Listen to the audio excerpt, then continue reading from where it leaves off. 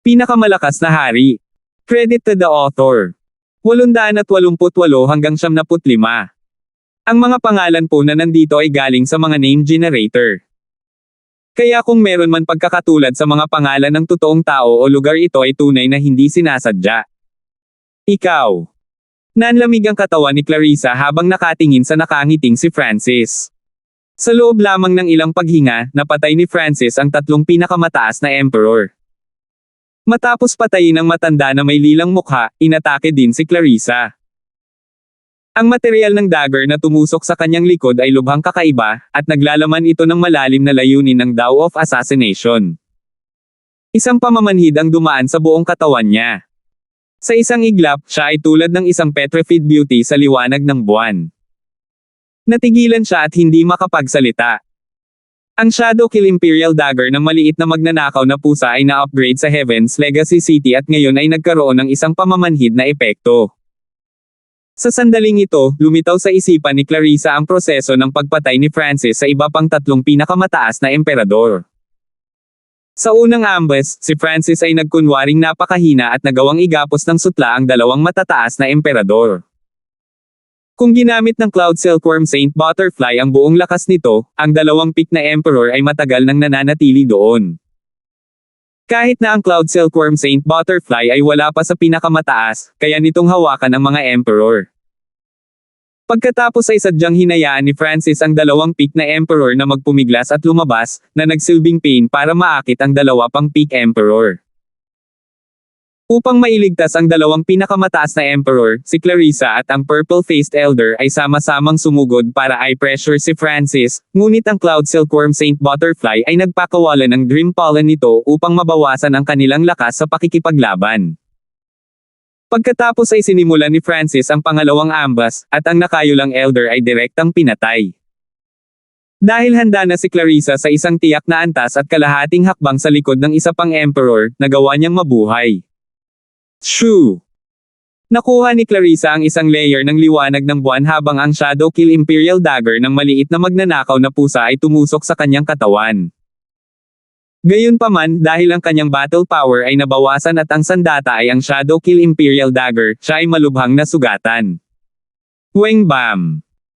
Napaungol si Clarissa habang ang mga alon ng liwanag ng buwan ay nagmula sa kanyang katawan at itinulak palayo ang maliit na paws ang magnanakaw at ang Shadowkill Imperial Dagger. Gayunpaman, mas nasugatan siya nito at nagpawis. Meow meow. Ang maliit na paws ang magnanakaw ay bumaligtad sa hangin at dumapo sa braso ni Francis.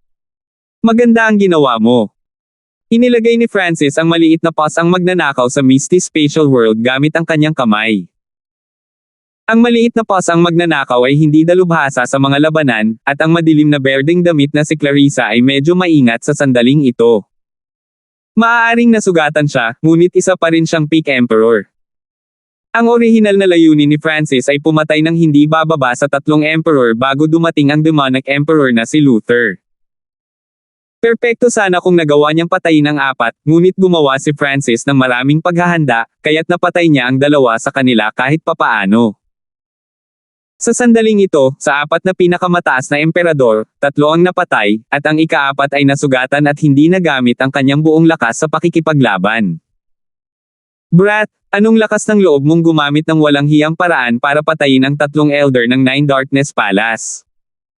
Ang kara-rating lang na demonic emperor na si Luther ay natigilan at nagpakawalan ng dagandong. Masyadong mabilis ang lahat ng nangyari. Ang Silver-Haired Elder at ang iba pang mga eksperto sa Void God Realm ng Dux Palace ay ganap na nataranta. Sa ilang paghinga lang, gumamit si Francis ng ilang paraan para patayin ang tatlong peak na emperor at matinding pinsalin ang pang-apat. Sa sandaling ito, sa limang pinakamataas na emperor, tanging ang demonic emperor na si Luther lamang ang natitira sa kanyang kumpletong lakas labanan. Ang lakas ng demonic Emperor Luther ay dapat na nasa parehong antas ng Emperor of Death, at marahil ay mas malakas pa ng kaunti. Siniyasat ni Francis ang walang katulad na Emperor na ito. Sa isang tiyak na antas, maaaring tingnan ng isang tao si demonic Emperor Luther bilang isang taong may kapangyarihan sa labanan ng isang kalahating hakbang na Sacred Lord, ngunit walang ganoong bagay sa mga tuntunin ng aktwal na paglilinang. Ang Mystic Light Realm ay nakatuon sa pisikal na mundo at true yuan. Ang isa ay matagumpay na nagbago mula sa isang ahas patungo sa isang dragon o hindi. Sa harap ng isang sira-sirang gusali, sina Francis at Demonic Emperor Luther ay nakatayo sa tapat ng isa't isa. May ilang dosenang yarda lang ang pagitan nila. Ang nag-aalab na demonic sovereign na si Demonic Emperor Luther ay mahigit 10 palapag ang taas, at isang patong ng apoy sa likod ng kanyang likuran ang nabura ang kalahati ng kalangitan. Tanging ang kaguluhan ng sacred power mula sa taong sumusubok na makalusot sa Mystic Light Realm sa malapit ang makakapigil sa Demonic Emperor Luther. Si Francis ay ilang metro lang ang taas kahit na nasa ilalim ng epekto ng Sacred Lightning Body, at medyo malayo siya sa Demon Spirit Body ni Demonic Emperor Luther sa mga tuntunin ng kabangisan at momentum. Gayunpaman, ang kalamangan sa laki ay hindi nagbigay ng malaking kumpiyansa kay Demonic Emperor Luther. Ang kanyang nag-aalab na katawan ay lumutang sa hangin, at hindi siya ng ahas na madaling umatake. Sa halip, ang pag-iingat ay lumitaw sa kanyang mga mata. Ilang sandali ang nakalipas, napanood niya ang 3 pinakamataas na emperor na pinatay sa pamamagitan ng mga kalkulasyon ni Francis. Ang mga nanunood na Void God Realm sa loob ng Dox Palace ay nagpipigil ng hininga nang magsimulang tumibok ang kanilang mga puso. Ang kabataang may purple-haired na sa tingin nila ay Dahado ay mabilis na nakapatay ng 3 Peak Emperor, malubhang nasugatan ang pang-4, at ngayon ay nakaharap sa walang kapantay na Demonic Emperor na si Luther. Lahat ay may kultibasyon ng isang hari. Demonic Emperor Luther, nangangahas ka bang labanan ako? Biglang nagsalita si Francis habang nagsimulang tumaas ang pisikal na aura ng kanyang Sacred Lightning Body. Mabagal ang pag-usad ng kanyang Sacred Lightning Body nitong mga nakaraang buwan, ngunit bigla itong nag-alab pagkatapos humarap sa napakalakas na kalaban. Sa katunayan, pagkatapos mabawi ang lakas ng kanyang nakaraang buhay, hindi pa nakipag-sparring si Francis sa ganoong kalakas na kalaban. Lord Protector, huwag mo nang patagilan ang laban. Ang Francis na ito ay maraming diskarte pati na rin ang tulong ng Cloud Silkworm Saint Butterfly. Mayroon ding iba pang mga emperor sa loob ng Dox Palace. Mabilis na mensahe ni Clarissa. Siya ay nasugatan ngayon, at ang kanyang lakas sa pakikipaglaban ay mas mababa. Siya ay nagbabantay laban kay Francis sa bawat sandali. Sa ngayon, hindi na niya iniisip kung paano papatayin si Francis. Ang tanging inaalala niya ay kung paano siya makakatakas, at ang tanging paraan para makatakas si Clarissa ay ang kasuhan si Demonic Emperor Luther. Umalis. Hindi pa ako natalo ng ganoon kalubha noon. Naging malungkot ang ekspresyon ni Demonic Emperor Luther. Napakalakas niya at hindi niya kayang matalo sa isang simpleng kabataan, kahit na ang kabataang iyon ay ang left-eyed Heavenly Emperor mula sa Kang Ocean. Umatras man siya, gusto niyang patunayan ang kanyang katanyagan at bigyan muna ng leksyon ang mga taong ito. Naglakas loob ka bang kalabanan ako? Umuungol si Francis habang pinapaikot niya ang kanyang Sacred Lightning Body sa maximum at mas tumangkad pa.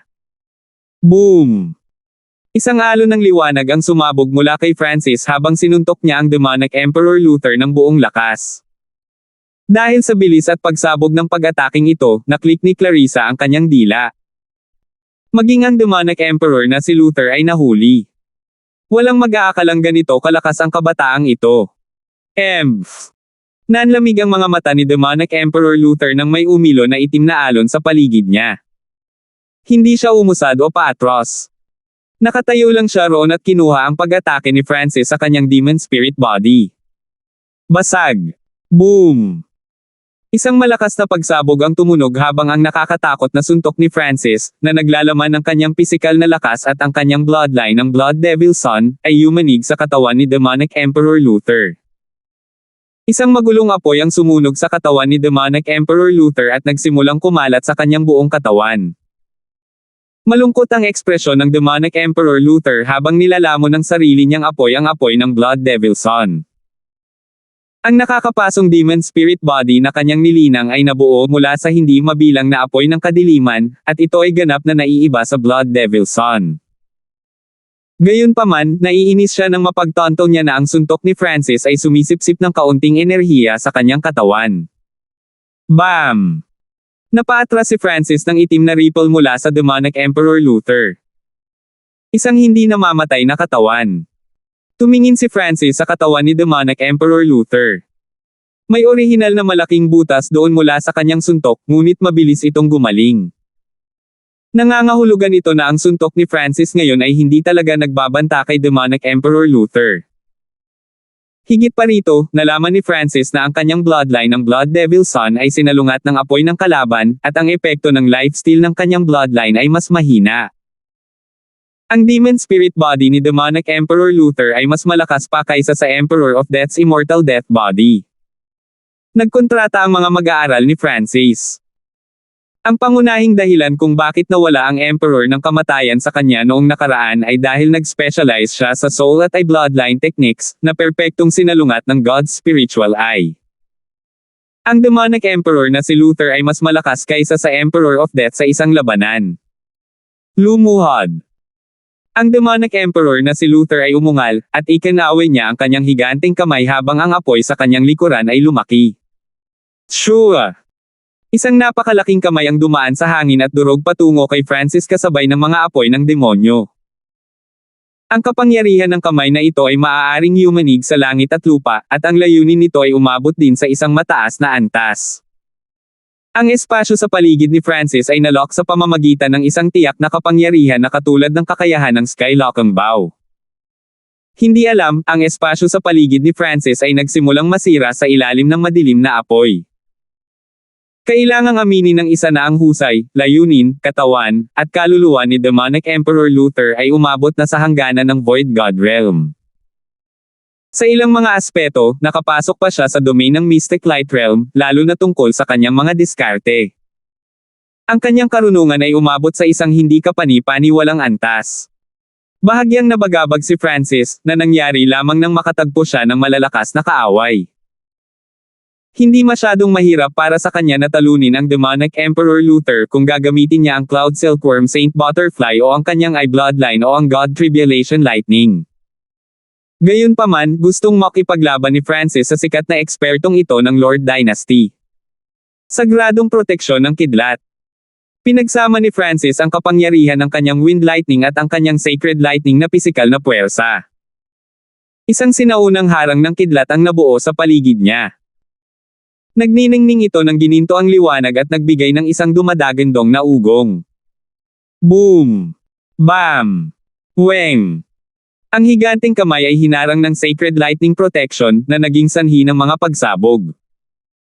Pagkatapos ay naglabas ang Sacred Lightning Protection ng isang maliwanag na gininto ang layer ng kidlat na nagtulak sa higanteng kamay palayo. Isang pagsasanib ng pisikal na puwersa at kidlat. Anong uri ng defensive secret technique ito? Nanginig ang puso ni Demonic Emperor Luther. Ang kanyang malakas na suntok ay walang pinsala kay Francis at nakounterattack pa ng Sacred Lightning Protection. Bam! Boom boom! Bagamat ang sagupaan sa pagitan nina Francis at Demonic Emperor Luther ay napaka-condensed, napuno ng mga butas ang lupa sa loob ng 1,000 yarda radius ng kanilang laban. 889. Bam! Boom! Naglaban lamang sina Francis at Demonic Emperor Luther sa loob ng radius ng ilang dosenang yarda, ngunit maging ang Dux Palace ay nanginginig. Kung hindi dahil sa katotohanan na ang Dux Palace ay gawa sa mga dekalidad na materyales at pinatibay ng maraming hanay, ito ay gumuho na. Gayunpaman, nanginginig pa rin ang puso ng lahat ng mga eksperto sa loob ng Dux Palace habang maingat silang humiwalay. Hinarang ng silver-haired peak na emperor ang malalakas na shockwaves at pinrotektahan ang mahihinang tao. Sagradong kidlat na nangingibabaw sa kamao. Ang Sacred Lightning Body ni Francis ay pumutok habang ang kanyang mga kamao ay naglalabas ng makikinang na liwanag na tumama sa kalangitan. Hubam! Bam! Ang mga kamao na gawa sa gininto ang kidlat ay pinakawalan, at ang bawat isa ay kasing laki ng nagninangas na araw. Ang fist intent na ito at ang discarding ito sa pagpapalakas ng katawan ay katulad ng maalamat na Golden Kun Sacred Body. Nagsimulang lumitaw ang mga butas sa demonic spirit body ni Demonic Emperor Luther habang umaalingaw-ngaw ang mga pagsabog sa kanyang katawan. Matapos gamitin ang Sacred Lightning Dominating Fist, ang mga suntok ni Francis ay naglalaman ng higit na lakas at isang superior na layunin na dumurog sa lahat ng bagay sa kanilang landas. Sa sandaling ito, ang estilo ng pakikipaglaban ni Francis ay katulad ng batang demigod, at mas malakas ang kanyang karunungan sa sacred body. Higit pa rito, ang sacred lightning body ni Francis ay naglalaman ng elemento ng lightning, at pagkatapos na pinuhin ng 5 elemental wind lightning technique, ang kidlat ay napakalakas. Ang pinakamalaking pagkakaiba sa pagitan ni Francis at ng batang demigod ay ang elemento at layunin ng sacred lightning dominating feast. Gayunpaman, si Francis ay mayroon ding mutated Blood Devil Sun bloodline, na napakasabog at nadagdagan ang kanyang lakas sa pakikipaglaban ng isa o dalawang antas.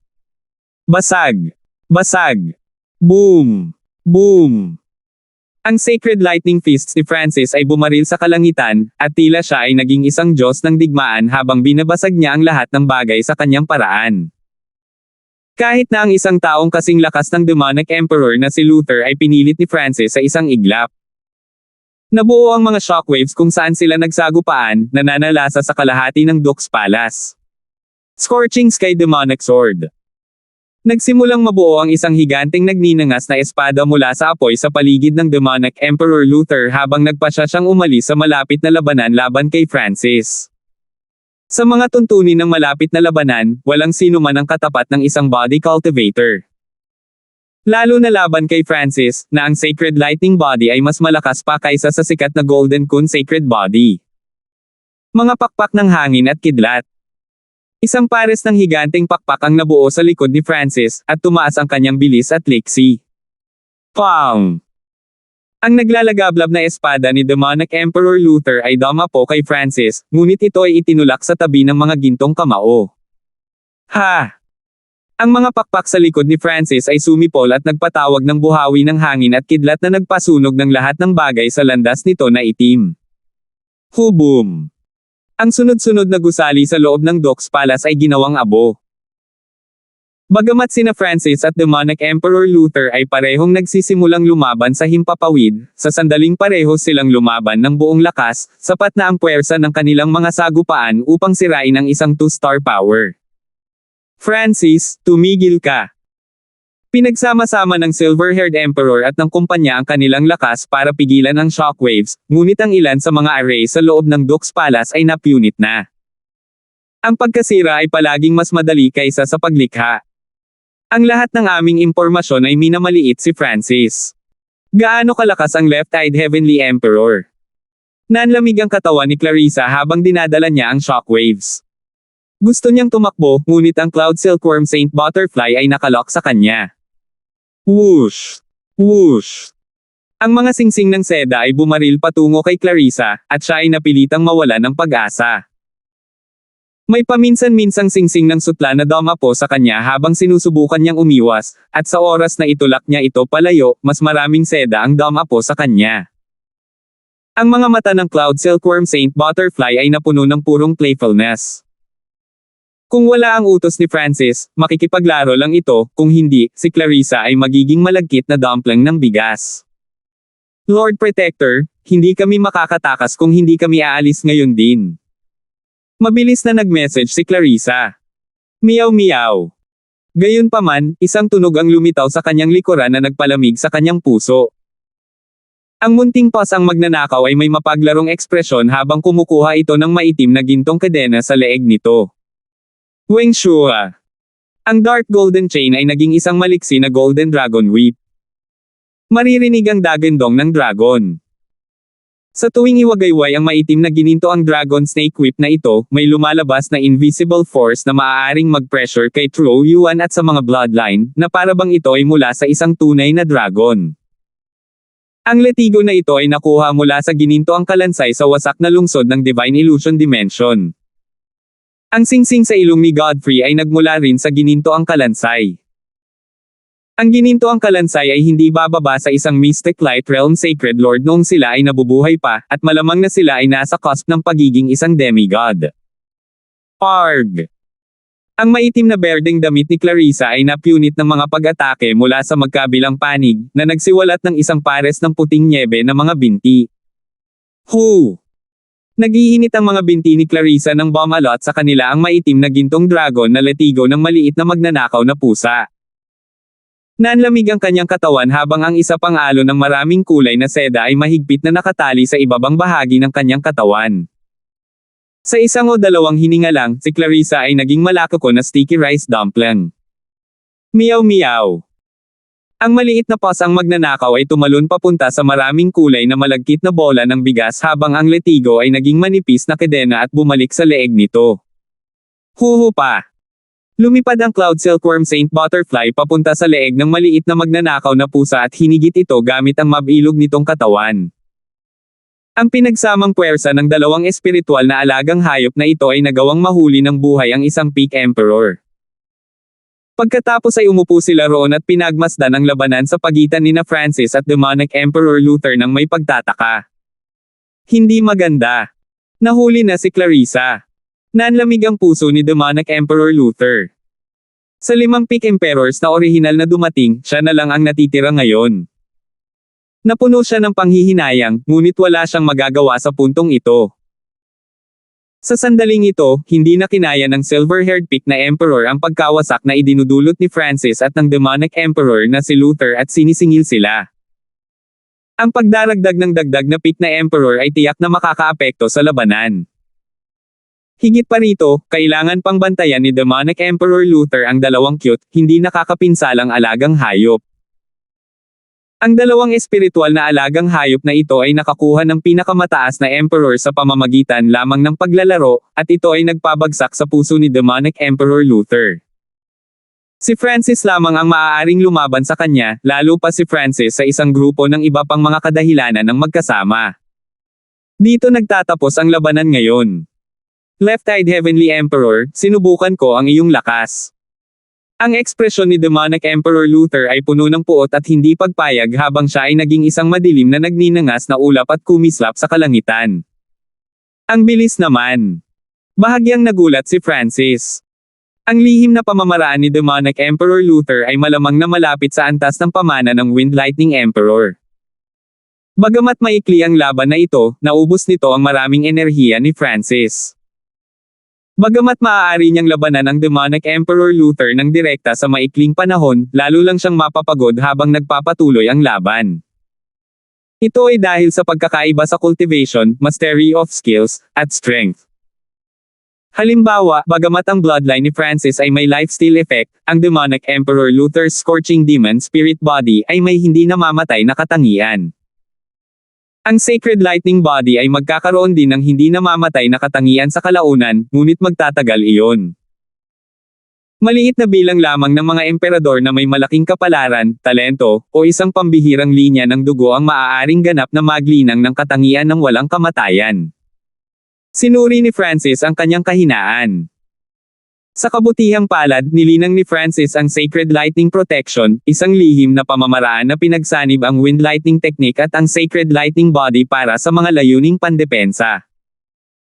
Sa isang head-on exchange, kahit na ang demonic emperor na si Luther ay walang magagawa sa kanya, kung hindi, si Francis ay nasa malaking disbentaha sa labanan ngayon lang.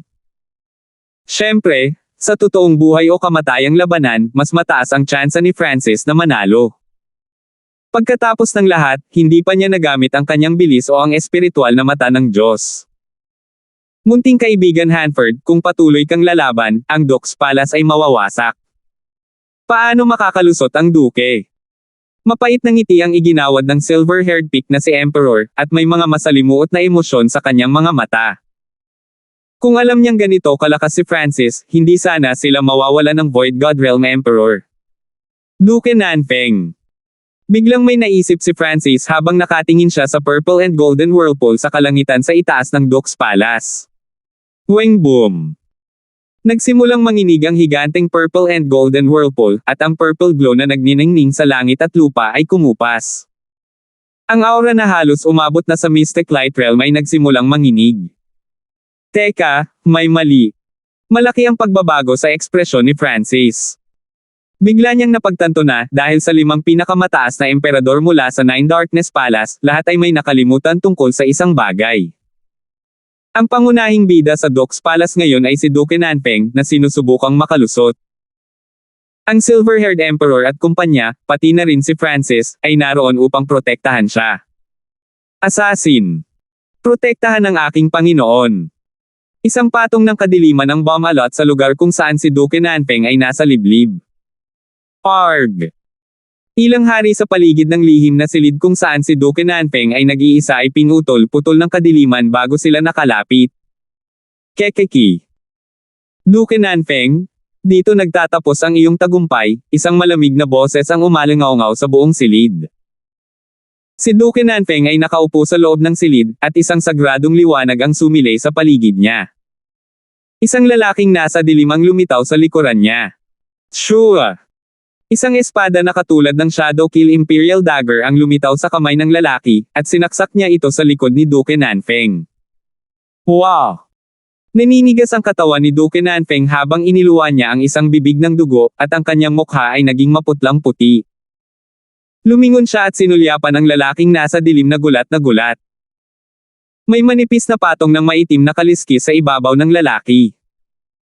Siya ay may slim figure, na para bang wala siyang bone structure. Hindi siya tao. Zizi, ang mga eksperto sa iyong palasyo ay lumampas sa aking inaasahan. Kung wala ang Nine Darkness Palace na panghihimasok, ang aking misyon na pumatay sa iyo ay hindi magpapatuloy ng ganito kalinis. Hinugot ng lalaking nasa dilim ang espada. Napaungol si Duke Nanfeng habang nanginginig ang kanyang katawan. Hindi lumabas ang dugo mula sa sugat sa kanyang katawan. Sa halip, nagsimulang lumitaw ang isang nakakadiri at mabahong itim na usok. 800 na po.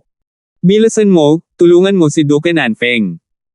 Ang matanda at kumpanyang may pilak na buhok ay sumugod sa kinaroroonan ni Duke Nanfeng nang may panghihinayang at gulat. Dahil sa 5 pinakamataas na emperor mula sa Nine Darkness Palace, nakalimutan ng lahat ang tungkol sa taong pumapasok sa Mystic Light Realm. Hindi nila akalain na may mamamatay na tao maliban sa demonic Emperor Luther ng Nine Darkness Palace. Walang sapat na oras. Tumalo ng puso ni Francis nang makita niya ang eksena sa underground secret chamber gamit ang kanyang kaliwang mata. Sa sandaling ito, ang misteryosong lalaki sa kadiliman ay nabunot na ang espada mula sa katawan ni Duke Nanfeng, na nagdulot ng higit pang pinsala.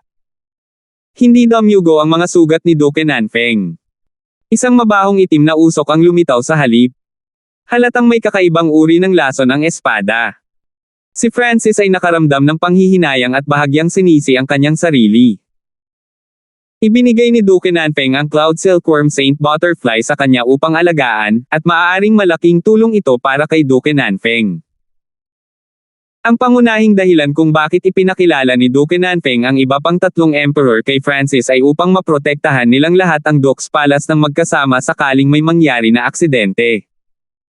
Sa mga normal na sitwasyon, walang maglalakas loob na kumilos laban kay Duke Nanfeng sa ibabaw, ngunit nangyari ito. Sa silid sa ilalim ng lupa. Ikaw ang assassin na nasa ika-29 na pwesto sa Black Screen Corner, Supreme Emperor Dark Knight. Umindayog ang katawan ni Duke Nanfeng. Maputi ang kanyang mukha habang napuno ng kawalan ng pag-asa at pait ang kanyang mga mata. Tama, ako si Supreme Emperor Dark Knight, pero ika-25 na ako ngayon. Half a month ago, sumali ako sa pagpatay sa isang Sacred Lord na nasaktan ng husto, kaya tumaas ang ranggo ko. Isang tiwala ng ngiti ang ibinigay ng lalaking nasa dilim.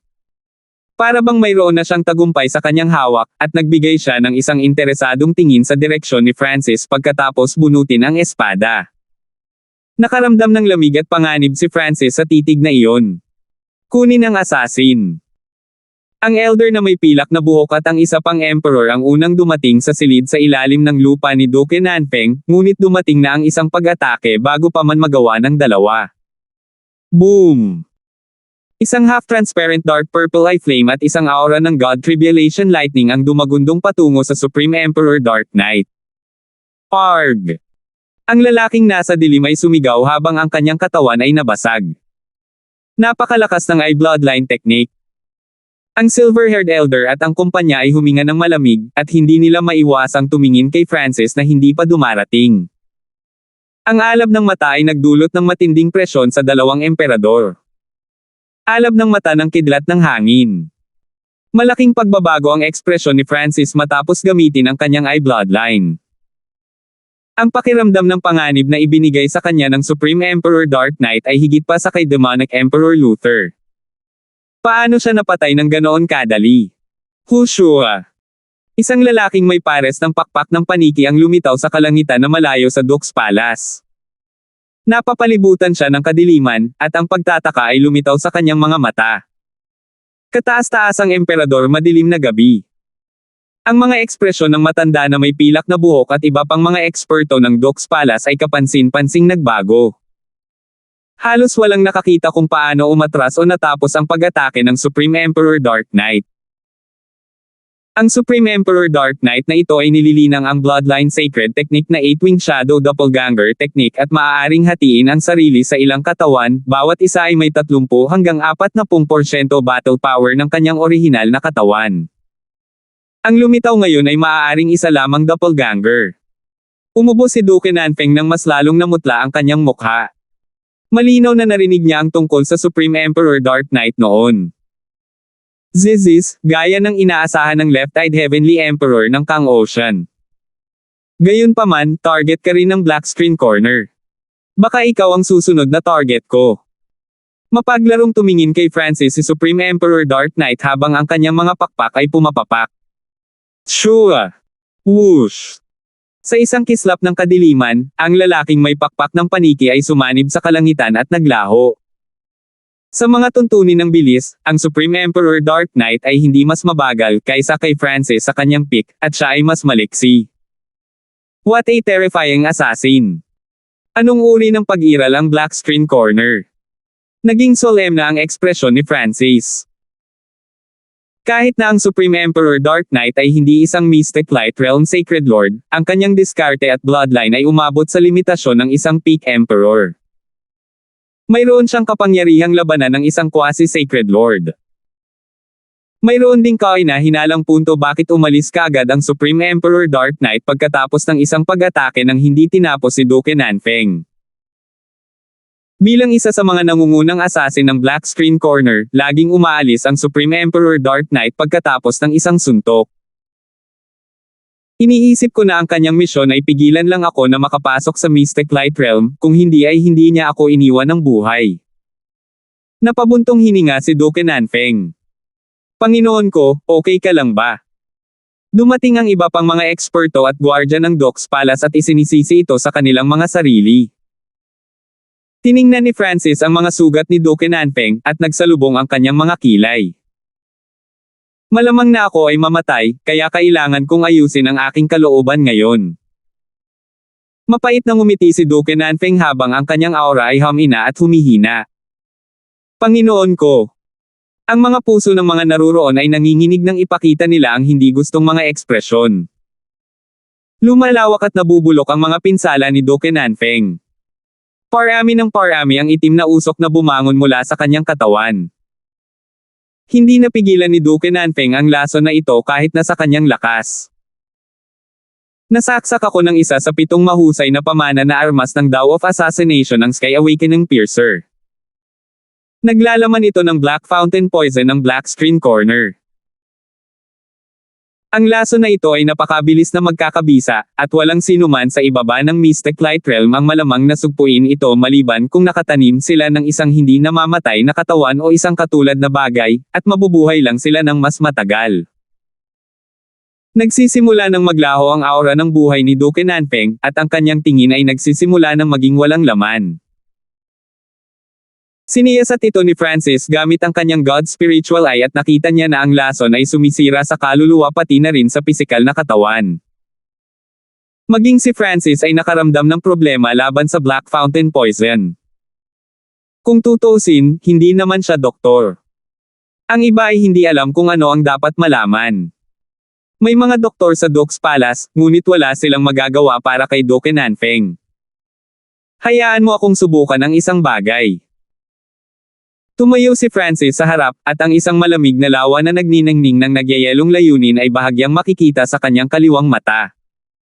Eye of Eye Soul. Ang kaliwang mata ni Francis ay naglabas ng malamig na layunin na tumakip at nagyelo sa kaluluwa ni Duke Nanfeng. May malay pa rin si Duke Nanfeng, ngunit alam niyang tinutulungan siya ni Francis, kaya hindi niya ito hinarangan. Shoo!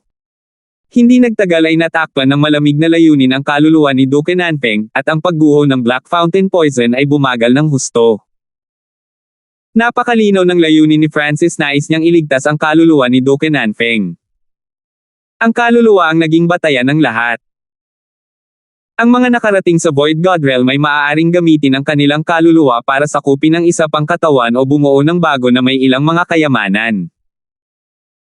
Pagkatapos ay sinimula ni Francis na suriin ang Black Fountain Poison sa loob ng katawan ni Duke Nanfeng. Ang Black Fountain Poison ay lubhang kakaiba. Ito ay isang bagay na umiral sa pagitan ng pisikal na dimensyon at walang bisa. Hindi ito nakaapekto sa mga normal na pisikal na bagay o truyuan, ngunit ito ay lubhang nakamamatay laban sa buhay at mga kaluluwa. Kung ang isa ay nalasan nito, ang kanilang pisikal na katawan at kaluluwa ay mabubulok. Upang ihinto ang pagguho na ito, inilipat ni Francis ang kanyang bloodline ng Ice Water at ang Ice Imperial Spear upang isil sa yelo ang katawan ni Duke Nanfeng. Cloud Silkworm Saint Butterfly. Nagawa ni Duke Nanfeng na bamulong bago nahimatay. Naiintindihan ni Francis. Ang Cloud Silkworm Saint Butterfly ay may maraming kakayahan sa pagsuporta. Ang pollen nito ay maaaring gamitin sa pag-atake sa mga kaaway, ngunit maaari rin itong gamitin bilang panlaban sa ilang mga lason. Hindi nagtagal ay dumating ang munting boss ang magnanakaw at ang Cloud Silkworm Saint Butterfly. Hu! Nang makitang nalasan ang may-ari nito, agad na iniluwa ng Cloud Silkworm Saint Butterfly ang isang subo ng purong puting pollen sa Duke Nanfeng. Agad na pinaikot ni Francis ang kanyang bloodline ng Ice Water upang hayaang magsanib ang puting pollen sa katawan at kaluluwa ni Duke Nanfeng. Nararamdaman ni Francis na ang lason sa katawan ni Duke Nanfeng ay bahagyang humihina. Mukhang maantala lang ng Cloud Silkworm Saint Butterfly ang pagkamatay ni Duke Nanfeng. Meow meow. Ikinaway ng maliit na paws ang magnanakaw ang mga paa nito kay Francis. Ham! Tila naintindihan ni Francis at nagpatawag ng higit sa 100 ng 5 poison distinct beasts mula sa Misty Spatial World. Maaaring kunin ng 5 poison distinct beasts ang lahat ng uri ng pollen, kabilang ang nakakalaso na pollen. Pumunta ka. Kinaway ni Francis ang kanyang kamay, at ang 12 ng mga elite na bubuyog ay nagsimulang kunin ang lason mula kay Duke Nanfeng. Ilang paghinga mamaya. Shoo!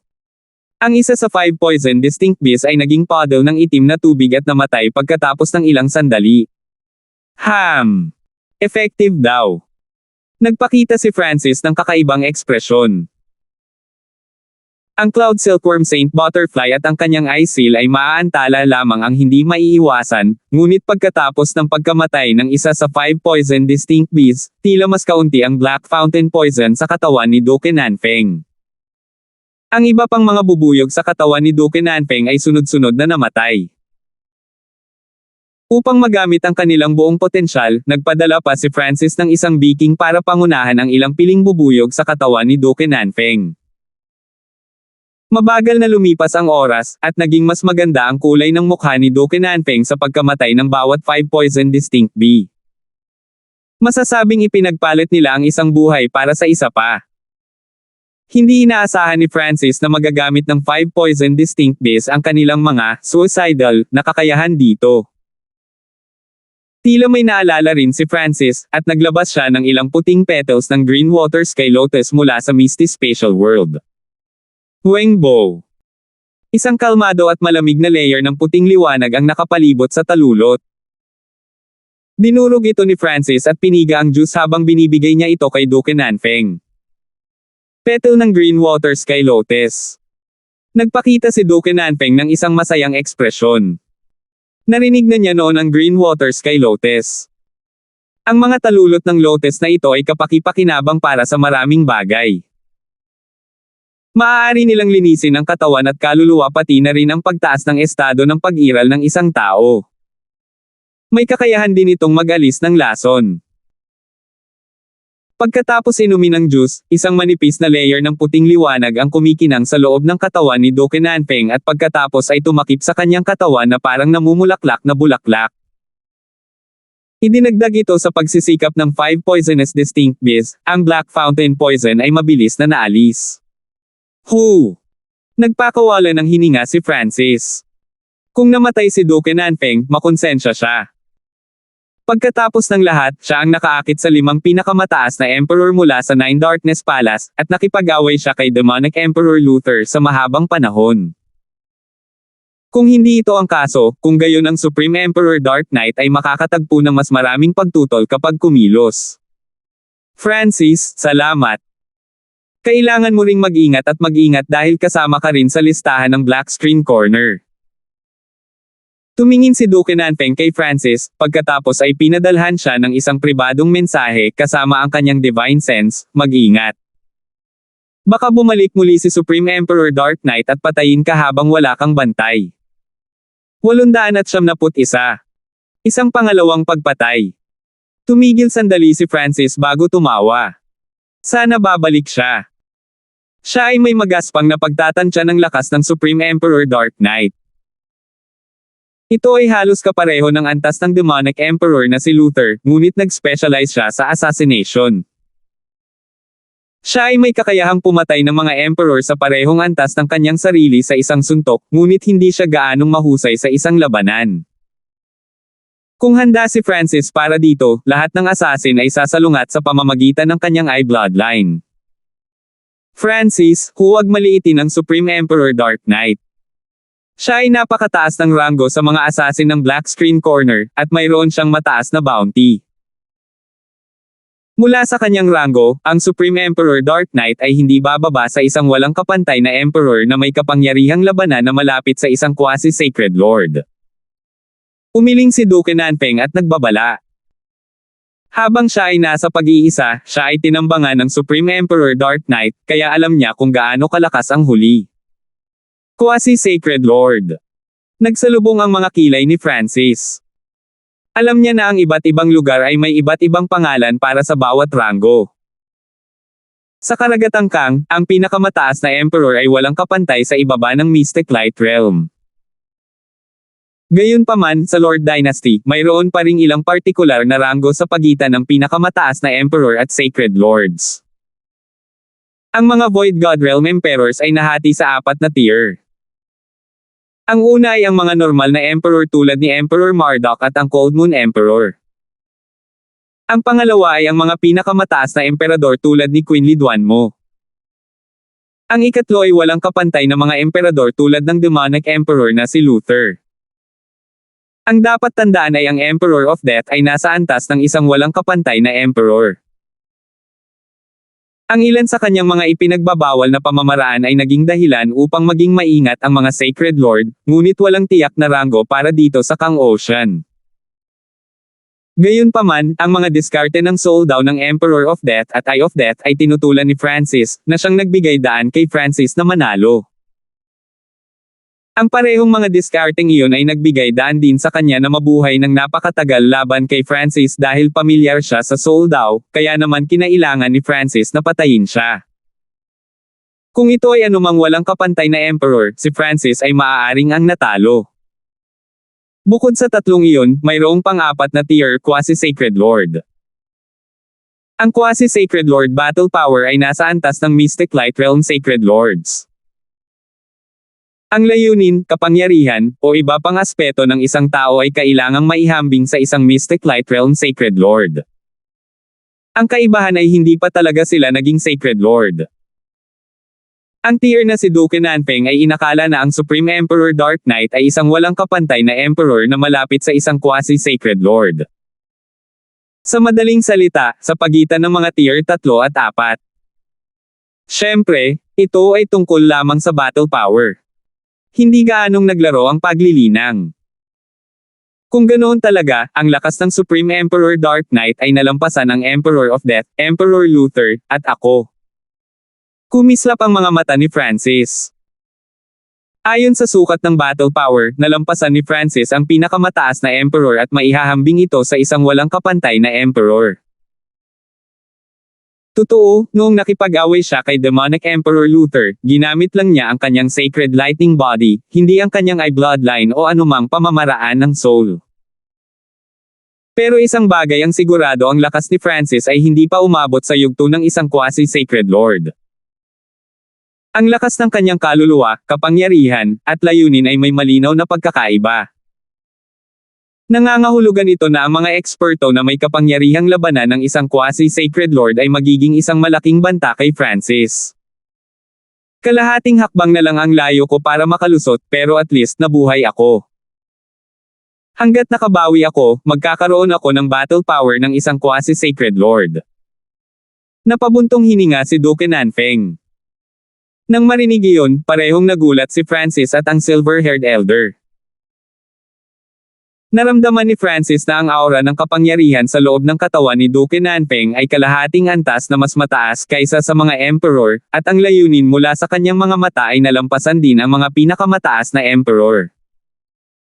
Ito ay dahil malapit nang makapasok si Duke Nanfeng, ngunit napigilan siya nang muntik na siyang mapatay ng Supreme Emperor Dark Knight. Ngayong nakaligtas na siya, ang kanyang lakas sa pakikipaglaban ay maihahambing sa isang sagradong Panginoon hanggat siya ay nakabawi. Panginoon ko, dumarating ang malaking kapalaran pagkatapos ng malaking kasawian. Ang matanda at kasamang may pilak na buhok ay bumati lahat, ngunit medyo malungkot ang ekspresyon ni Duke Nanfeng. Malapit na siyang makalusot sa tulong ng Cloud Silkworm Saint Butterfly's origin pollen.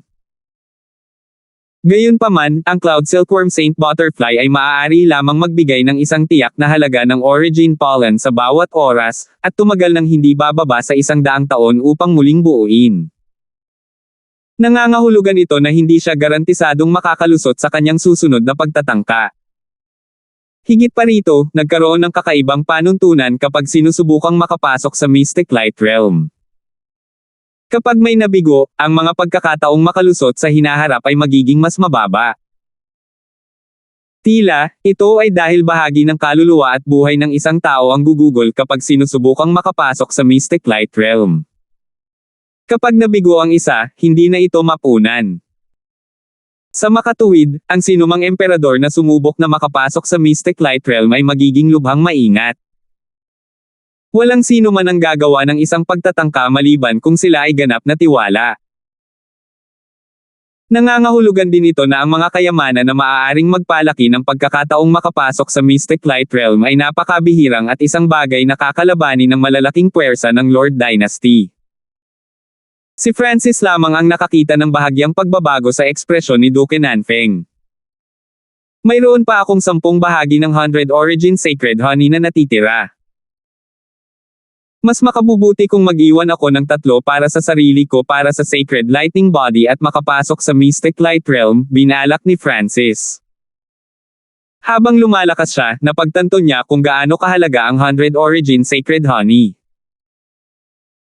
Kung hindi dahil sa katotohanang mayroon siyang Misty Spatial World, hindi siya maglalakas loob na subukang nakawin ang 100 Origin Sacred Honey sa Seiya Palace, at kahit na noon, ang paglalakbay ay lubhang mapanganib.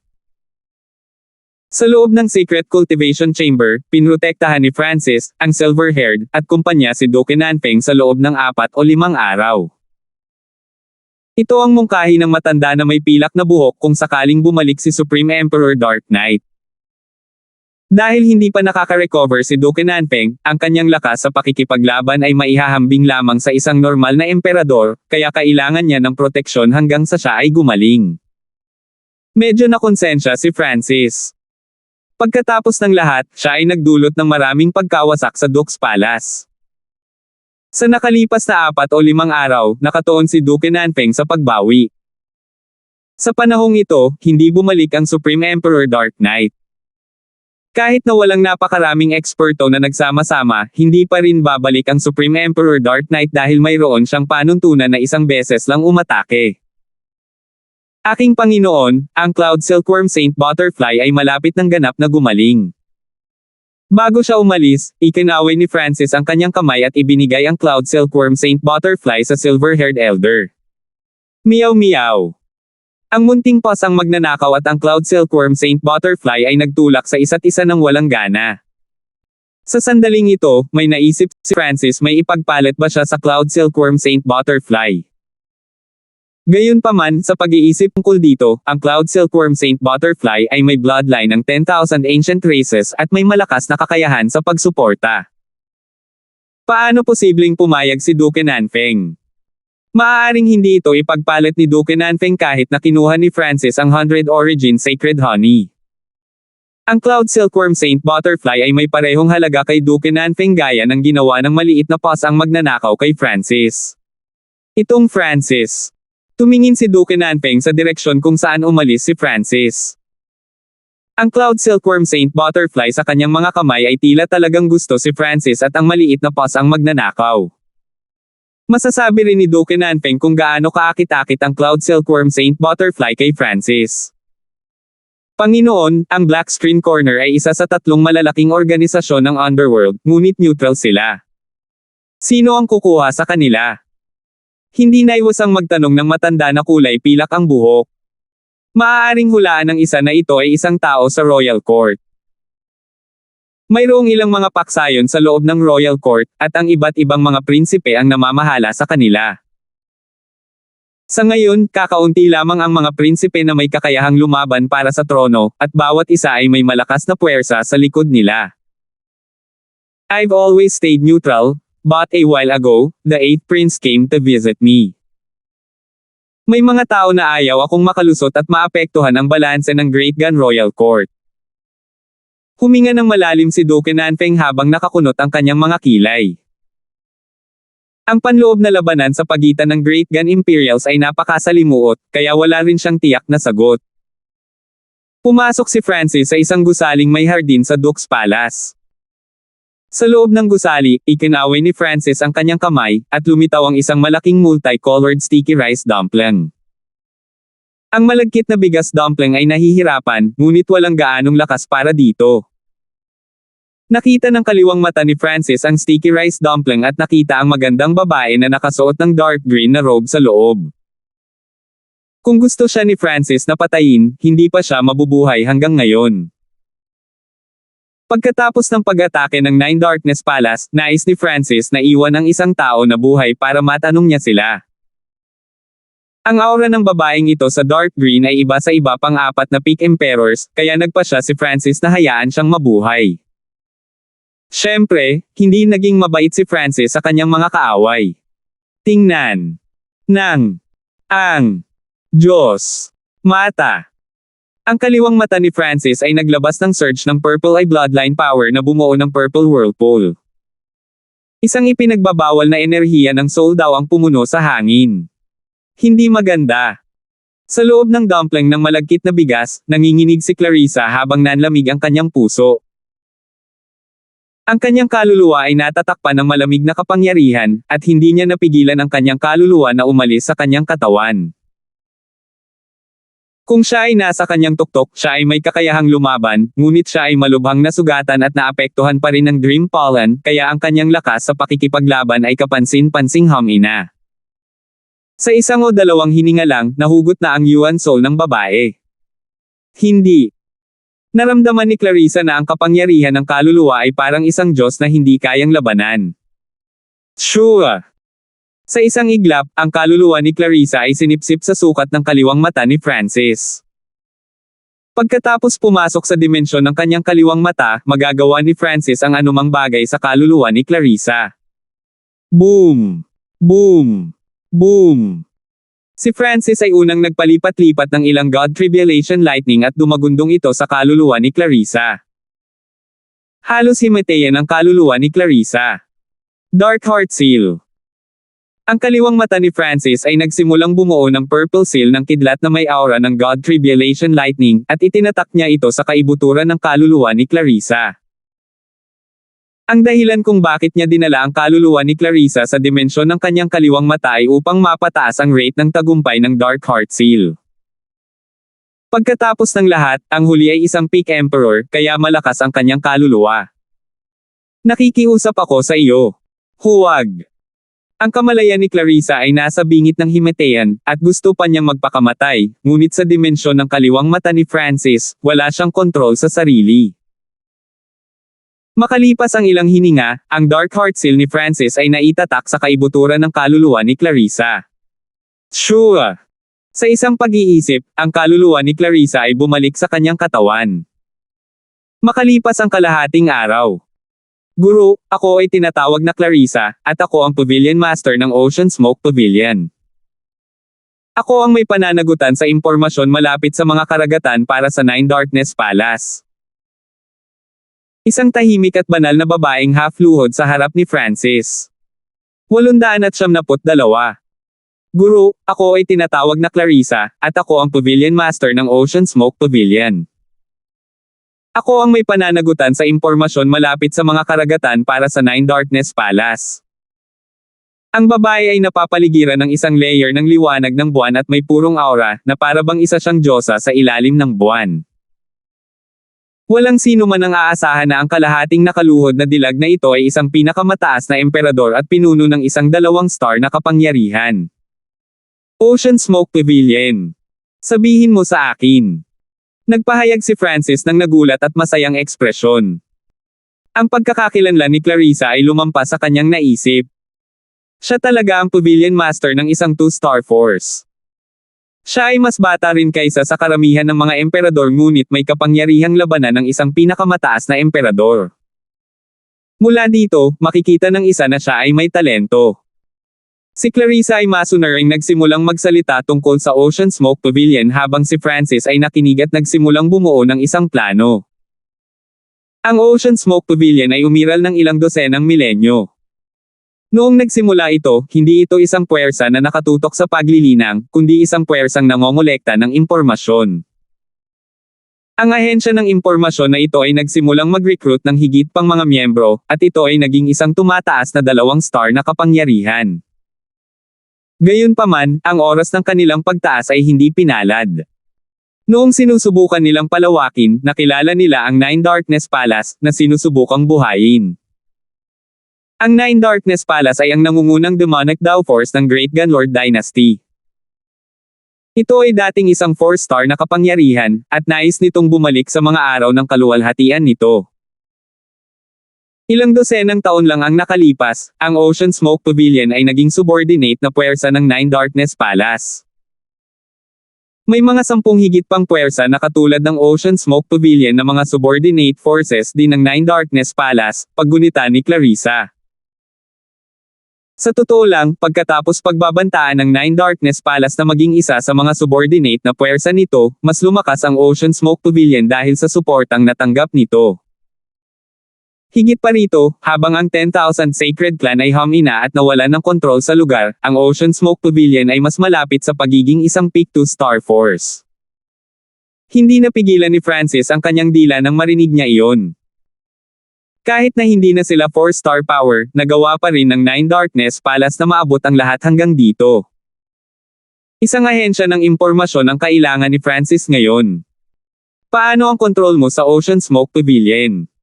Tanong ni Francis. Nangangahulugan ng leader na may kapangyarihang labanan ng isang peak emperor na ang kanyang 2-star force ay isang elite sa gitna ng iba pang 2-star powers.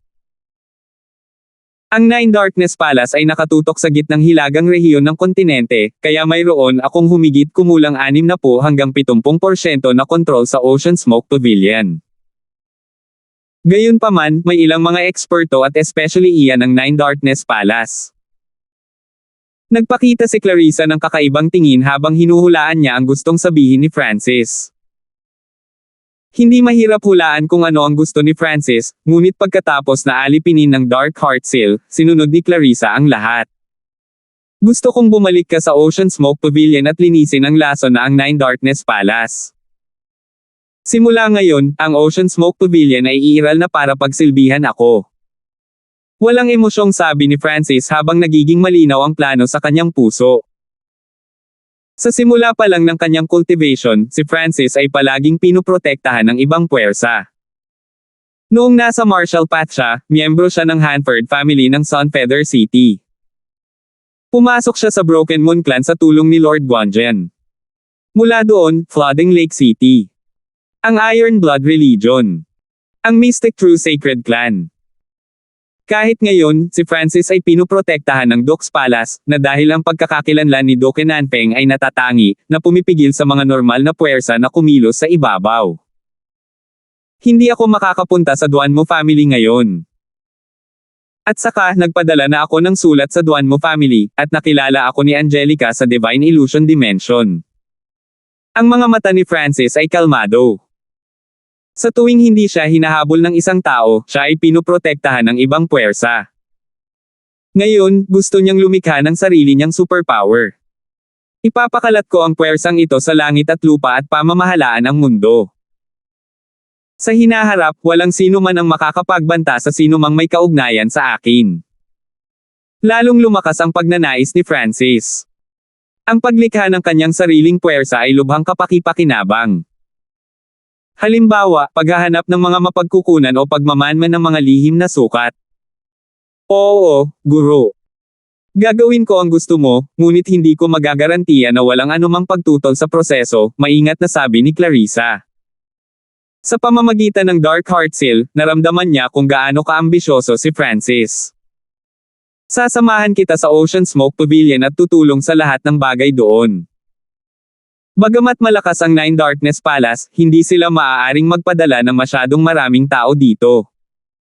Malaki ang tiwala ni Francis. Ang lugar kung saan sila ngayon ay halos hindi sentro ng Panginoong Dinastiya. Masasabing hindi pa nakapasok si Francis sa panloob na rehiyon ng kontinente. Nang marinig iyon, napahinga si Clarissa. Sa lakas ni Francis, hindi maraming tao sa ibaba ng Mystic Light Realm ang makakapagbanta sa Ocean Smoke Pavilion. Hindi kaagad umalis si Francis patungo sa Ocean Smoke Pavilion. Sa halip, tahimik siyang nagtanim sa Docks Palace ng ilang sandali. Ang mga sugat ni Clarissa at Doke Nanpeng ay hindi pa ganap na naghihilom, at naunawaan na ni Francis ang ilang bagay sa kanyang laban at nais na pagsamahin ang kanyang paglilinang. Lumipas ang kalahating buwan sa isang kisap mata. Sa loob ng isang silid sa gusali, biglang idinilat ni Francis ang kanyang mga mata habang ang isang banal na layunin ay sumilay sa kanila, na nagbibigay sa lahat ng pakiramdam na ang kidlat at kulog ay umuusbong. Weng! 1,300 simbolo ng God Tribulation Lighting sa kanyang Purple Soul Sea ang kumislap. Ang mga simbolo ng God Tribulation Lightning na ito ay nagbigay ng isang immortal at walang kamatayang aura na maaaring kontrahin ang lahat sa salita. Napakahusay. Mayroon na akong 50% na mas maraming God Tribulation Lightning kaysa sa dati kong buhay, at mas makokontrol ko ito. Isang malabong ngiti ang lumitaw sa mukha ni Francis. Siyempre, ang naabsorb niya ay ang natitirang kapangyarihan lamang ng isang nabigong God Tribulation, at ito ay malamang na isang tuldok lamang kumpara sa totoong God Tribulation Lightning. Ang pinagsama-samang puwersa ng mga simbolo na ito ay maaaring hindi maging 100 ang kabuuang halaga ng isang bolt ng God Tribulation Lightning. Kung tutuusin, ang ulo ay lalagyan lamang ng kidlat na matagal nang nakaupo doon. Isa na itong himala na maaaring makuha ni Francis ang anumang God Tribulation Lightning sa kanyang kaluluwa. Sa sandaling ito, may natitira pang 50% ng God Tribulation Lightning sa ulo. Hindi lang kailangan ni Francis na i-absorb ang God Tribulation Lightning, kailangan din niyang maunawaan ito. Sa ganoong paraan, maaari niyang pataasin ang rate ng pagbawi nito, at marahil ay matututo pa siyang bumuo nito mismo. Sa wakas ay umalis si Francis sa pag-iisa pagkatapos ng kalahating buwan. Ang mga sugat ni Doke Nanpeng ay halos ganap nang gumaling sa ngayon. Bagamat hindi niya nagawang makapasok sa Mystic Light Realm, mas malakas siya kaysa dati. Sinabi sa kanya ni Francis na aalis siya sandali, pagkatapos ay umalis. Kakaiba iyon. Bakit aalis si Francis? Hindi ba siya natatakot sa Nine Darkness Palace? Si Doke Nanpeng ay nagpahayag ng kakaibang ekspresyon, ngunit pagkatapos pag-isipan ito, hanggat hindi nakilala ni Francis ang isang Mystic Light Realm Sacred Lord, wala siyang dapat ipag-alala. Ilang sandali pa, lumipad si Francis palabas ng Tianfeng Great Island Zone at nagtungo sa walang limitasyong karagatan. Shua! Itinaas ni Francis ang kanyang kamay, at lumabas si Clarissa mula sa Misty Spatial World. Kasabay nito, inilabas din niya ang naglalagablab na collision na nakuha niya sa Divine Illusion Dimension. Ang nagniningas na karwahe ay mas mabilis pa sa walang limitasyong karagatan, at sa substandard na kristal ng Diyos na nagtutulak dito, ang bilis nito ay umabot sa antas ng isang emperador. Ang mahalaga ay ang kalisya na ito ay maaaring lumipad ng tuloy-tuloy ng walang truyuan mula sa driver, at mayroon din itong protective barrier sa paligid nito. Tumayo si Clarissa sa kalisya at kinokontrol kung saan ito pupunta. Puno ng pagtataka ang mukha niya. Siya ay nanatili sa misty spatial world ni Francis ng ilang sandali at natigilan ito. Hindi niya inaasahan na si Francis ay may substandard na god item o napakaraming resources. Marahil ang mga mapagkukunang nakita niya ay bahagi lamang ng kabuuang kayamanan ni Francis. Ang isang bahagi lamang ng mga mapagkukunang iyon ay maaaring magpapahintulot sa Ocean Smoke Pavilion na lumawak ng mabilis, at marahil ay maaari pa itong mamuno sa karagatan. Huminga ng malalim si Clarissa. Bagamat siya ay inalipin ni Francis, mayroon pa rin siyang sariling iniisip. Ang Dark Heart Seal ay naperpekto sa bawat oras, at para magamit ito, kailangan ng isang tao na magkaroon ng katulad ng God's Spiritual Eye. Hindi ito magagamit ng iba, o kung magagawa nila, mangangailangan ito ng napakalaking presyo. Sa paglalakbay, umupo si Francis at nag-cultivate habang si Clarissa ang nangunguna. Ang lugar na ito ay nakaugnay sa Dagat Nanlin, Dagat Zaiwo, Dagat Dongchuan, at ilang iba pang mga lugar. Kinailangan ng kalahating buwan kahit sa bilis ng nagninangas na Karo. Sa panahong ito, ipinalibot ni Francis ang 10,000 Divine Thoughts technique at multitask. Patuloy niyang nilinang ang kanyang 5 Elemental Wind Lightning technique. Isang araw, ang Wood of Wind Lightning ni Francis ay umabot sa tuktok ng 7th level. Pagkatapos nito ay ang Fire of Wind Lightning, na naglalaman ng matinding pagkakasala. Sinimulan ni Francis na linangin ang Tao of Fire Lightning sa kanyang nakaraang buhay nang nilinang niya ang Scarlet Destruction Wind Lightning, na nalampasan ang orihinal na pamamaraan ng Wind Lightning Emperor. Ang ikapitong antas ay tumutugma sa antas ng hari habang ang ikawalo na antas at pasulong ay nagsisimulang tumutugma sa mga Emperor, Quasi-Sacred Lords, at Mystic Light Realm Sacred Lords. Naramdaman ni Francis na ang kanyang Wood of Wind Lightning ay umabot na sa limitasyon. Makalipas ang ilang araw, muling tumaas ang aura ni Francis. Mga gitnang yugto ng Void God Realm. Tumango si Francis. Nasa loob ng kanyang inaasahan na makapasok sa gitnang yugto ng Void God Realm ngayon. Sa bilis na ito, magagawa niyang maging isang tunay na emperador sa loob ng isa pang 6 na buwan. Sa ngayon, pagkatapos mabawi sa gitnang yugto ng Void God Realm, nalampasan na ni Francis ang kanyang nakaraang buhay sa lahat ng aspeto. Ang pinakamalaking card ni Francis ay ang God Tribulation Lightning. Mas marami siyang na-absorb nito at mas magagamit niya ito kaysa sa kanyang nakaraang buhay. Sa mga tuntunin ng kanyang kaluluwa, pagkatapos na patuloy na pino ng God Tribulation Lightning, ito ay mas pinakipot. Tungkol naman sa kanyang Emperor Intent, nalampasan din nito ang kanyang nakaraang buhay dahil sa pagkakaroon ng mas maraming God Tribulation Lightning. Ang tanging bagay na hindi nag-improve ay ang kanyang God Spiritual Eye. Bahagyang ikinalulungkot na hindi nag-evolve ang kanyang God Spiritual ay pagkaraan ng mahabang panahon, ngunit ayon sa nakaraang karanasan, naramdaman ni Francis na unti-unti siyang lumalapit sa punto ng ebolusyon. Master, malapit na tayo sa Ocean Smoke Pavilion, isang malambing na boses ang umalangaw-ngaw sa kanyang tainga habang ang bilis ng nagliliyab na kalisya ay nagsimulang bumaba. Nandito na tayo. Huminga ng malalim si Francis habang nakatingin sa isla na nababalot ng ambon. Ito ay mas malaki kaysa sa Azure Flower Continent. Sa sandaling ito, inaabangan niya ito, at medyo kinakabahan pa siya. Nakasalalay sa unang hakbang na ito kung kaya niyang pamunuan ang karagatan o hindi. 873. Ang island zone kung saan matatagpuan ang Ocean Smoke Pavilion ay ang Misty Moon Island Zone.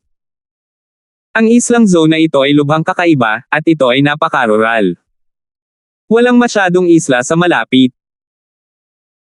Kahit na ang Misty Moon Island Zone ay hindi pa umabot sa antas ng Tianfeng Great Island Zone, ang lugar na ito ay napakayaman, at ito ay halos 2 beses na mas malaki kaysa sa Azure Flower Continent. Sa paligid ng Misty Moon Island Zone ay higit sa 100 lugar na katulad ng 8 Desolate Mountain, na bawat isa ay may kanya-kanyang mapagkukunan. Ang lahat ng ito ay nasa ilalim ng kontrol ng Ocean Smoke Pavilion. Pagkatapos ng lahat, ang Ocean Smoke Pavilion ay isang peak 2-star power at mayroong 9 darkness pala sa likod nito. Ang bentahe ng lokasyon ng Ocean Smoke Pavilion ay walang masyadong malalakas na island zone sa malapit, kaya magandang lugar ito para palawakin. Clarissa ay nagbigay ng isang mahinang ngiti. Ang anumang puwersa ay maaaring lumawak ng tuloy-tuloy sa napakayamang kapaligiran na walang masyadong malalakas na kaaway sa malapit. Ang lugar na ito ay masyadong ligtas, kaya hindi ito sapat na mapagkompetensya, ngunit ito ay isang magandang lugar upang simulan ang pagsakop sa mga karagatan. Nasiyahan si Francis. Palagi siyang nabubuhay sa isang mapagkompetensyang kapaligiran mula pa noong siya ay bata pa, na isa sa mga dahilan kung bakit maaari niyang dagdagan ang kanyang lakas ng mabilis. Tama si Master. Ngumiti si Clarissa at hindi sumang-ayon. Ngunit ang Ocean Smoke Pavilion ay isa ring ahensya ng impormasyon, at marami sa mga miyembro ang kumalat sa ibang bansa. Ang mga nakaligtas ay pawang mga elite. Nang marinig iyon, nagulat si Francis. Bagamat susundin siya ni Clarissa anuman ang mangyari dahil sa Dark Heart Seal, mayroon siyang sariling malayang pag-iisip. Magkakaroon siya ng sariling pananaw. Hindi lang siya isang makina. Sa hitsura nito, ang Dark Heart Seal ay lumampas sa kanyang mga inaasahan pagkatapos niyang gawing perpekto ito sa bawat oras. Noong una, gusto niyang gawing perpekto ito dahil gusto niyang mapanatili ng target ang kanilang potensyal, at para magawa iyon, dapat panatilihin ng target ang kanilang sariling mga individual na pag-iisip at hindi maging isang kumpletong manika. Whoosh! Hindi nagtagal ay pumasok sina Francis at Clarissa sa Misty Moon Island Zone sakay ng nagninangas na Calicia. Bilang pinuno ng Misty Moon Island Zone, ang Ocean Smoke Pavilion ay matatagpuan sa isang malalangit na lugar. Ang hangin sa itaas ay natatakpan ng maulap na hanay, at makikita ng isa ang sunod-sunod na mga gusali sa loob. Ang laki ng lugar ay malapit sa 10,000 Sacred Clan. Ito ang pangunahing punong himpilan ng Ocean Smoke Pavilion, at ito ay katulad ng mga puwersang nakabatay sa pagtatanim. Ang totoong net ng impormasyon ay kumakalat sa buong lugar, at ang iba't ibang training ground ay nasa malapit na mas maliliit na zone. Pagpapakilala ni Clarissa. Alam ni Francis na ang Ocean Smoke Pavilion ay isang half-cultivation, half-information agency force. Ang pangunahing punong tanggapan ng Ocean Smoke Pavilion ay katulad ng 10,000 Sacred Clan, at nagsupply ito ng mga bagong disipulo. Pagkatapos nito, ang mga disipulo ay ipapadala sa iba't ibang lugar ng pagsasanay depende sa kanilang lakas, talento, at potensyal. Ang prosesong ito ay bihirang makita sa Lord Dynasty. Sa daan patungo sa Ocean Smoke Pavilion, nakasalubong ng dalawa ang paminsan-minsang miyembro ng pavilion. Pagbati, Pavilion Master. Ang mga tumawag ay nasa Great Origin Core Realm man lang. Na-curious sila kay Francis na nasa tabi ni Clarissa, ngunit wala silang sinabi. Hindi nagtagal, dinala ni Clarissa si Francis sa isang tahimik at eleganteng gusali sa tabi ng isang lawa. Ang gusaling ito ay nasa pinakasentro ng Water Transverse Sacred Land, at ito ang personal na gusali ni Clarissa. Master, kontento ka na ba sa pagtira dito? Magalang na tanong ni Clarissa. Hindi masama. Medyo nagulat si Francis na hinayaan siya ni Clarissa na manatili sa kanyang tinutuluyan. Napagtanto ni Francis na may ilang pagbabago sa Dark Heart Seal matapos itong gawing perpekto at nagpas siyang bigyang pansin ito habang naninirahan dito. Master, bumalik ka na. Sa sandaling ito, isang batang babae na mga 18 taong gulang na nakasuot ng berdeng damit ang lumipad. Ang kanyang mukha ay tila lumabas sa isang pagpipinta, at nagbigay ito ng nakakapreskong at dalisay na pakiramdam. Maging si Francis, na sanay makakita ng magagandang babae, ay bahagyang natigilan. Dahil dito, naisip niya sina Angelica at Quincy. Habang inaalala niya ang kanyang mga alaala, dama po ang mga mata ni Francis sa babae, at nagbigay siya ng impresyon na nasilaw siya sa kagandahan nito. Tila sanay na sa ganoong bagay ang babaeng nakaberde, at medyo naiinis siya. Nagtataka siya kung bakit may lalaki ang kanyang banal na Panginoon sa kanyang gusali. Jaisel, halika batiin mo si Senior Hanford, mabilis na sabi ni Clarissa at sumenya sa babaeng naka-green. Nakita rin niya ang nakasisilaw na hitsura ng damapo ang mga mata ni Francis sa kanyang disipulo at bahagyang nag-alala. Senior Hanford. Ang batang babae ay nagpakita ng isang nagulat na hitsura ng pagdududa at hindi paniniwala, ngunit hindi siya maaaring sumalungat sa utos ng kanyang amo. Siya ay yumuko ng ayaw kay Francis. Binati ni Disciple Jaisel si Senior Hanford. Siniyasat ni Francis si Jaisel. Ang kanyang edad ay katulad ng kay Angelica, at katatapos lang niyang makapasok sa Void God Realm. Siya ay sobrang talino. Ang aking disipulo ay lumabas mula sa Divine Illusion Dimension ilang buwan na ang nakakaraan at napakaswerte, na nagawang makalusot sa Void God Realm hindi pa lang, ngunit kumpara kay Mas. Aking Panginoon, ito ay parang pagkakaiba ng ulap at putik, nakangiting paliwanag ni Clarissa. Napansin niya kung paano nakatingin si Francis kay Jaisel at pinalitan niya ang Master ng My Lord. Aking My Lord. Sa kabila ng pagbabago, mamuka ang bibig ni Jaisel. Siya ang numero 1 kagandahan sa mga juniors ng Ocean Smoke Pavilion at siya ay napakatalino rin, ngunit sa mata ng kanyang amo, hindi siya maikukumpara sa kabataang ito. Maaaring ang kabataang ito ay mula sa Nine Darkness Palace. Pero kahit ganoon, anong klaseng pagkakakilanlan mayroon siya para tawagin siya ni Master ng ganoon? Ang pag-iisip ni Jaisel ay umiikot, ngunit hindi niya maisip kung bakit ang kanyang Panginoon, isang pinakamataas na emperador na namamahala sa isang 2 star na kapangyarihan, ay tumutukoy kay Francis sa ganoong paraan. Kahit na siya ay isang prinsipe, hindi niya dapat ginagarantiyahan ang ganoong titulo. Pwede ko bang itanong kung ano ang pangalan ng senior na ito? Sa wakas ay binawi ni Jaisel ang kanyang pagmamaliit at sinulyapan ang nakangiting kabataang may purple na buhok na tila napapalibutan ng ambon. Lalong naging curious siya sa pagkakakilanlan ng kabataang ito. Hindi sumagot si Francis sa kanyang tanong.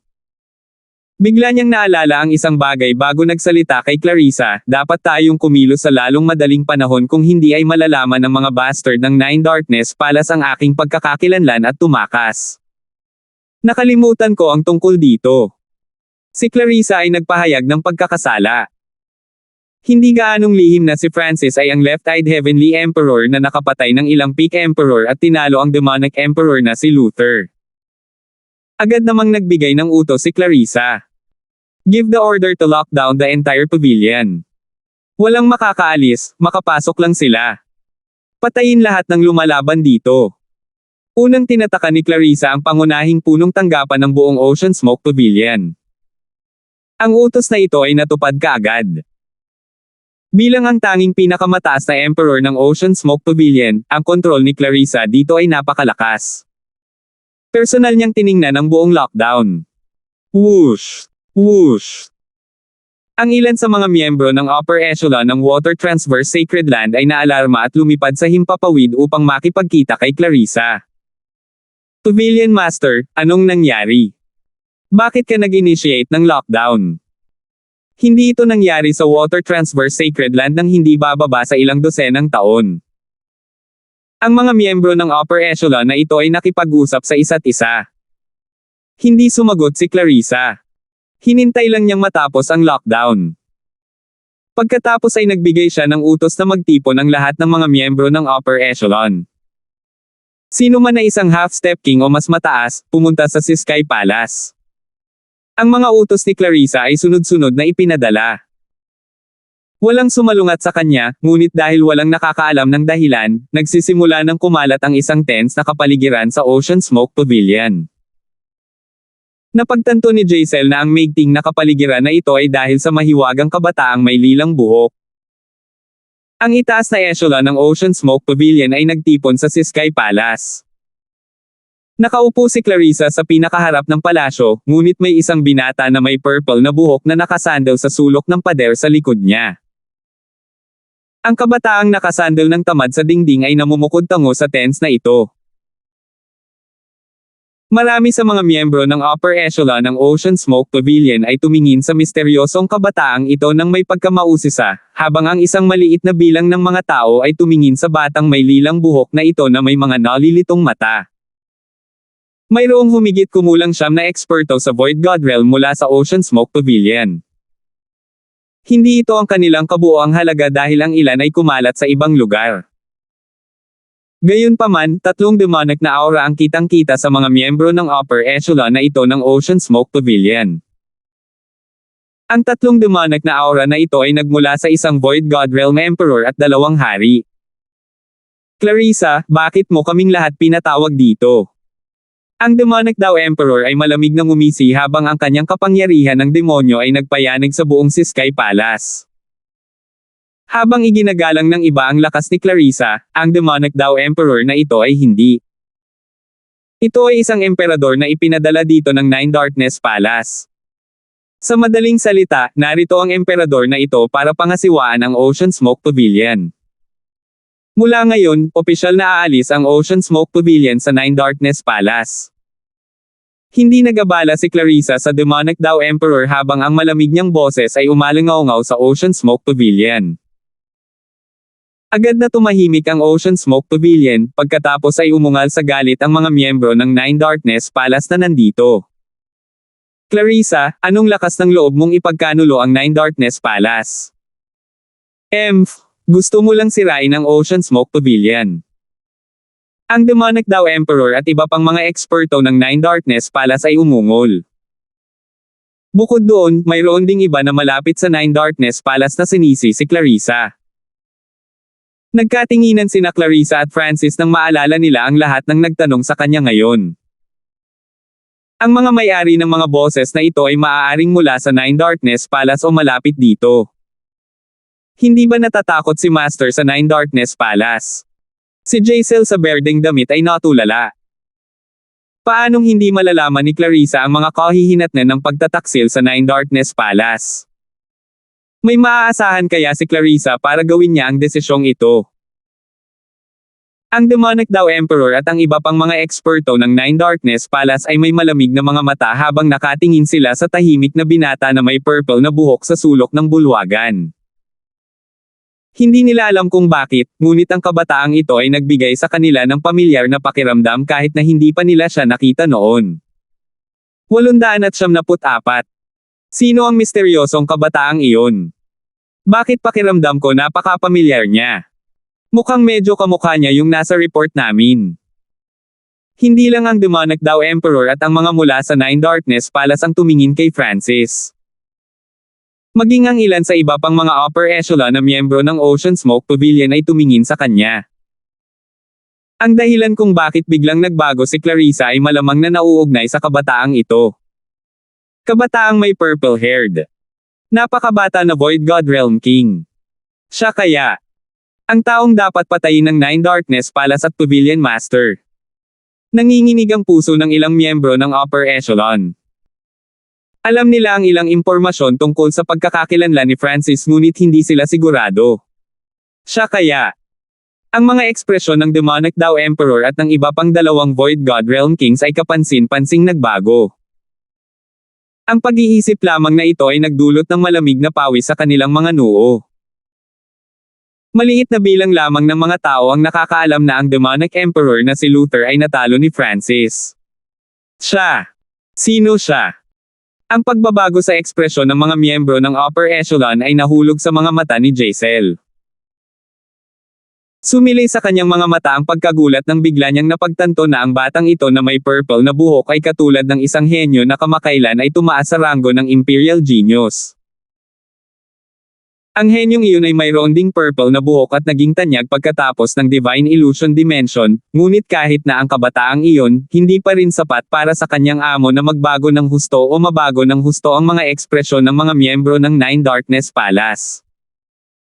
Siyempre, hindi alam ni Jaisel ang impormasyon tungkol sa Left-Eyed Heavenly Emperor.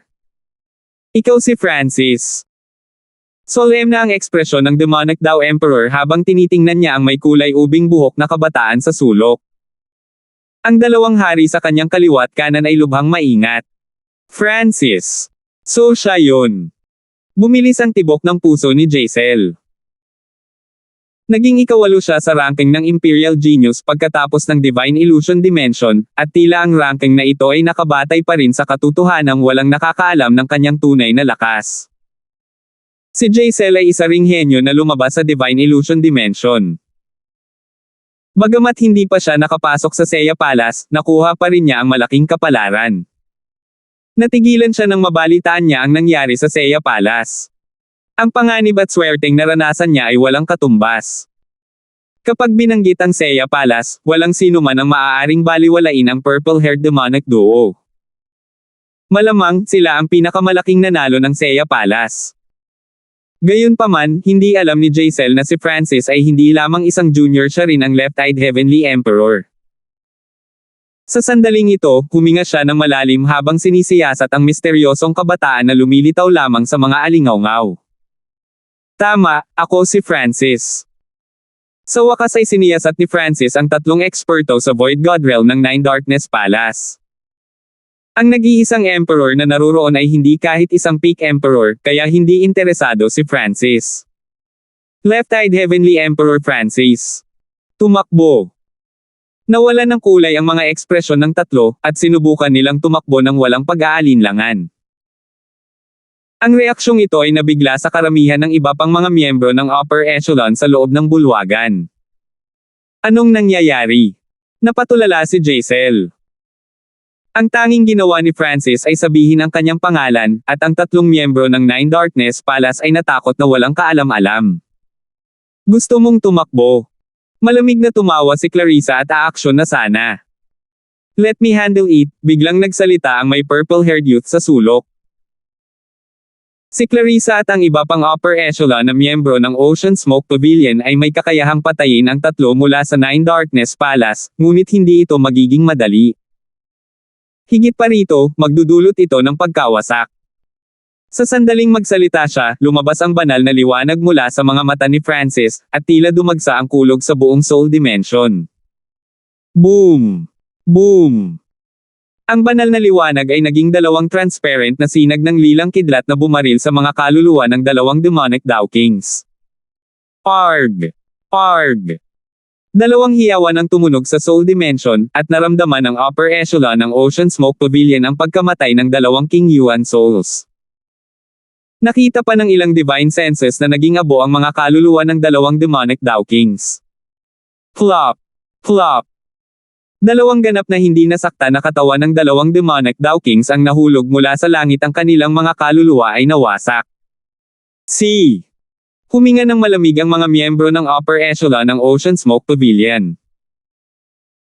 Naramdaman ni Jaisel ang lamig na dumaan sa ilalim ng kanyang mga paa at kumalat sa kanyang katawan hanggang sa siya ay sininok. Ang 2 demonic Dao Kings na iyon ay parehong matandang hari, at isa sa kanila ay isang peak tier king, ngunit wala silang magagawa laban kay Francis. Sa isang tingin lang, napatay niya ang 2 Void God Realm Kings. Nakakatakot. Kulay abo ang mukha ng demonic Dao Emperor, at halos madurog ang kanyang loob sa takot. Tumingin si Francis sa demonic Dao Emperor matapos patayin ang 2 demonic Dao Kings gamit ang kanyang Emperor Intent. So, mabilis na lumabas ng bulwagan ang demonic Dao Emperor, at ang mga miyembro ng upper echelon ng Ocean Smoke Pavilion ay hindi maiwasang bahagyang mag-alala. Ang tumakas ay isang emperor, at mukhang walang balak si Francis na habulin siya. Tingnan ng ang Diyos mata. Ang kaliwang mata ni Francis ay naglabas ng surge ng purple eye bloodline power na bumuo ng whirlpool. Naramdaman ng demonic Dao Emperor ang isang malakas na aura ng kaluluwa na lumapit sa kanya pagkatapos lumipad palabas ng maikling distansya. Nakalok na sa kanya ang eye bloodline ng purple-haired youth. Huwag! Ang kaluluwa ng demonic Dao Emperor ay nagpupumiglas habang nahulog siya sa walang limitasyong lamig. Para siyang kinulong. Nagpupumiglas siya sa sukdulan niyang lakas, ngunit unti-unti pa ring umaalis ang kanyang kaluluwa sa kanyang katawan. Ito. Anong klaseng teknik ito? Ang eye bloodline technique na ito ay katulad ng sinaunang Emperor of Death mula sa Kang Ocean. Walang imik ang mga miyembro ng upper echelon ng Ocean Smoke Pavilion sa loob ng bulwagan. Kapag ang isa ay nakarating sa Void God Realm, nararamdaman nila ito kapag ang kanilang kaluluwa ay umalis sa kanilang katawan. Boom! Isang walang kamatayan at walang kamatayang hampas ng kidlat ang nagpasilaw sa Demonic Dao Emperor, at ang kanyang pakikibaka ay tumigil. Isang malamig na ngiti ang nabuo sa mukha ni Francis. Sure! Sa sumunod na sandali, ang kaluluwa ng Demonic Dao Emperor ay umalis sa kanyang katawan at sa wakas ay naging isang itim na tuldok na sinipsip sa purple whirlpool ni Francis. Flop! Ang katawan ng Demonic Dao Emperor ay nahulog mula sa langit. Kasabay nito, lumitaw ang kaluluwa ng isang emperador sa sukat ng kaliwang mata ni Francis. Sa sandaling ito, ang bulwagan ay patay tahimik. Nakaramdam ng lamig ang mga miyembro ng upper echelon ng Ocean Smoke Pavilion habang nakatingin sa malabangungot na kabataan. Salamat, Grand Elder, nagpakawala ng mahabang hininga si Clarissa habang magalang na sinabi. Bilang alipin ni Francis, ramdam niya kung gaano siya kaitekot. Bumalik sa Docks Palace, higit na umasa si Francis sa panlilinlang upang labanan ang pinakamataas na emperor. Hindi man lang niya ginamit ang kanyang eye bloodline. Ang My Soul Sea ay mayroon na ngayong higit sa 1,000 simbolo ng God Tribulation Lightning. Kung pagsasamahin ko ito sa aking Emperor Intent, kahit ang Peak Emperors ay hindi makakatagal ng higit sa ilang paghinga. Dahan daw ang binuksan ni Francis ang kanyang mga mata. Ang kaluluwa ng Demonic Dao Emperor ay pinahihirapan sa kanyang Soul Sea. Pagbati. Grand Elder. Ang tunog ng mga pagbati ay nagmula sa itaas na echelon ng Ocean Smoke Pavilion. Grand Elder. Nagsalubong ang mga kilay ni Francis habang binigyan niya ng matalim na tingin si Clarissa. Gusto niyang kontrolin ang Ocean Smoke Pavilion mula sa mga anino, hindi bilang isang miyembro. Malinaw na si Clarissa ang nagnanais na siya ang maging Grand Elder. Nangangahulugan ito na si Francis ay nasa parehong bangka. Pagkatapos ng lahat, si Francis ay nakapatay ng maraming eksperto mula sa Nine Darkness Palace at ginawang ipagkanulo sila ng Ocean Smoke Pavilion.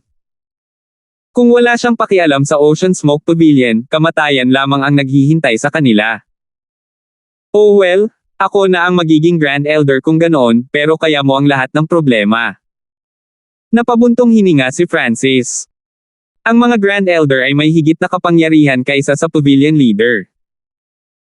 Nangangahulugan ito na si Francis ang naging taong may pinakamataas na katayuan sa 2-star na kapangyarihang ito. Meow meow. Sa sandaling ito, ginamit ng maliit na paws ang magnanakaw ang maitim na gininto ang Dragon Snake Whip at hinaila ang katawan ng Demonic Dao Emperor. Sure! Gamit ang isang kaway ng kanyang kamay, inilagay ni Francis ang katawan ng Demonic Dao Emperor sa Misty Spatial World. Sa susunod na kalahating buwan, nagsimula ang Ocean Smoke Pavilion ng malaking paglilinis. Pinatay nito ang lahat ng mga eksperto at especially iyan ng Nine Darkness Palace. Hindi na nagpakita si Francis pagkatapos. Nanatili lang siya sa gusaling tinitirhan ni Clarissa. Hindi na malaya ni Francis na naghihinala ito sa maraming tao tungkol sa relasyon nila dahil siya ang unang lalaking pumasok sa kanyang lugar, lalo pat tumira doon. Sa araw na ito, lumabas si Francis mula sa pag-iisa. Sinabi sa kanya ni Clarissa ang ilang pangunahing impormasyon tungkol sa Ocean Smoke Pavilion kung sakaling kailanganin niyang gumawa ng ilang desisyon mamaya. Ang potensyal at lakas ng Ocean Smoke Pavilion ay hindi masama, ngunit hindi ito sapat para pamunuan ang mga dagat. Nag-iisip si Francis habang nakatingin sa malayo. Sa sandaling ito, nakita ang figure ng isang magandang babae. Grand Elder. Master. Yumuko si Jaisel nang may paggalang at hindi naglakas loob na tumingin sa mga mata ni Francis. Hindi siya mapalagay ng maalala ang nakakasilaw na hitsura ni Francis noong una niya itong makita. Malinaw ding naalala ni Clarissa ang eksenang iyon at nag-aalala na si Francis ay kikilos laban sa kanyang dalisay na disipulo. Kung talagang gusto ni Francis si Jaisel, walang sinuman sa Ocean Smoke Pavilion ang makakapidyaw sa kanya. Si Clarissa mismo ay hindi makakalaban kay Francis kahit na gusto niya. Si Jaisel ay puno ng potensyal. Palakihin siyang mabuti, casual na sabi ni Francis. Nang marinig iyon, nanginag ang puso ni Clarissa. Akala niya ay talagang iniisip ni Francis si Jaisel, ngunit sa kabutihang palad, si Francis ay wala pang anumang hindi makatwirang kahilingan. Nang gabing iyon, umupo si Francis at pinagmasdan ang sitwasyon sa loob ng Misty Spatial World. Ang demonic daw Emperor sa loob ng Misty Spatial World ay nakabawi at ngayon ay inalipin ni Francis. Nagpasya si Francis na ibigay itong demonic daw Emperor sa Ocean Smoke Pavilion. Master, isang mahinang boses ang narinig mula sa labas. Pumasok ka. Nagpakita si Francis ng kakaibang ekspresyon habang nakatingin siya kay Clarissa sa pintuan. Si Clarissa ay natatakpan ng puti ng nyebe at nagbigay ng banal na aura sa liwanag ng buwan. Sa mga sandaling ito, si Clarissa ay tila kumikinang na parang mga bituin at buwan, at siya ay parang isang diyosa. Ano ito? Kakaiba ang naramdaman ni Francis, ngunit hindi niya itinago ang paghanga niya sa kagandahan ni Clarissa. Isinara ni Clarissa ang pinto at kinagat ang kanyang mga labi. May kahilingan si Clarissa. Sana hindi hawakan ni Master si Jaisel. Kung may gusto ka, kaya kong gawin para sa iyo. Pagkatapos sabihin iyon, hinubad ng banal na dilag ang kanyang mga damit at ipinakita ang puting nyebe na balat na sapat na upang tumagas ang dugo ng ilong ng isa. Ang kanyang mahahabang binti ay lubhang kaakit-akit. Hushua! Sa pag-alis ng butones ng kanyang damit, nakita ni Francis ang kanyang mga balikat at suso. Kapag ang damit ay nahulog sa kanyang mga binti, ang view ay sapat na upang gumawa ng kahit sinong lalaki maging mabaliw. 875. Si Clarissa ay sasagutin ang lahat ng iyong kagustuhan basta't bitawan mo si Jaisel. Ang puting nyebe na balat ng kagandahang ito ay nagpakulo ng dugo. Ang biglaang eksenang ito ay nagpatigil kay Francis. Sa sandaling ito, ang dalisay at banal na si Clarissa ay namumula. Kinagat niya ang kanyang labi at nagsalita na may tono ng pagmamakaawa. Bahagyang nanginig ang kanyang mga balikat, at naging pink ang kanyang balat.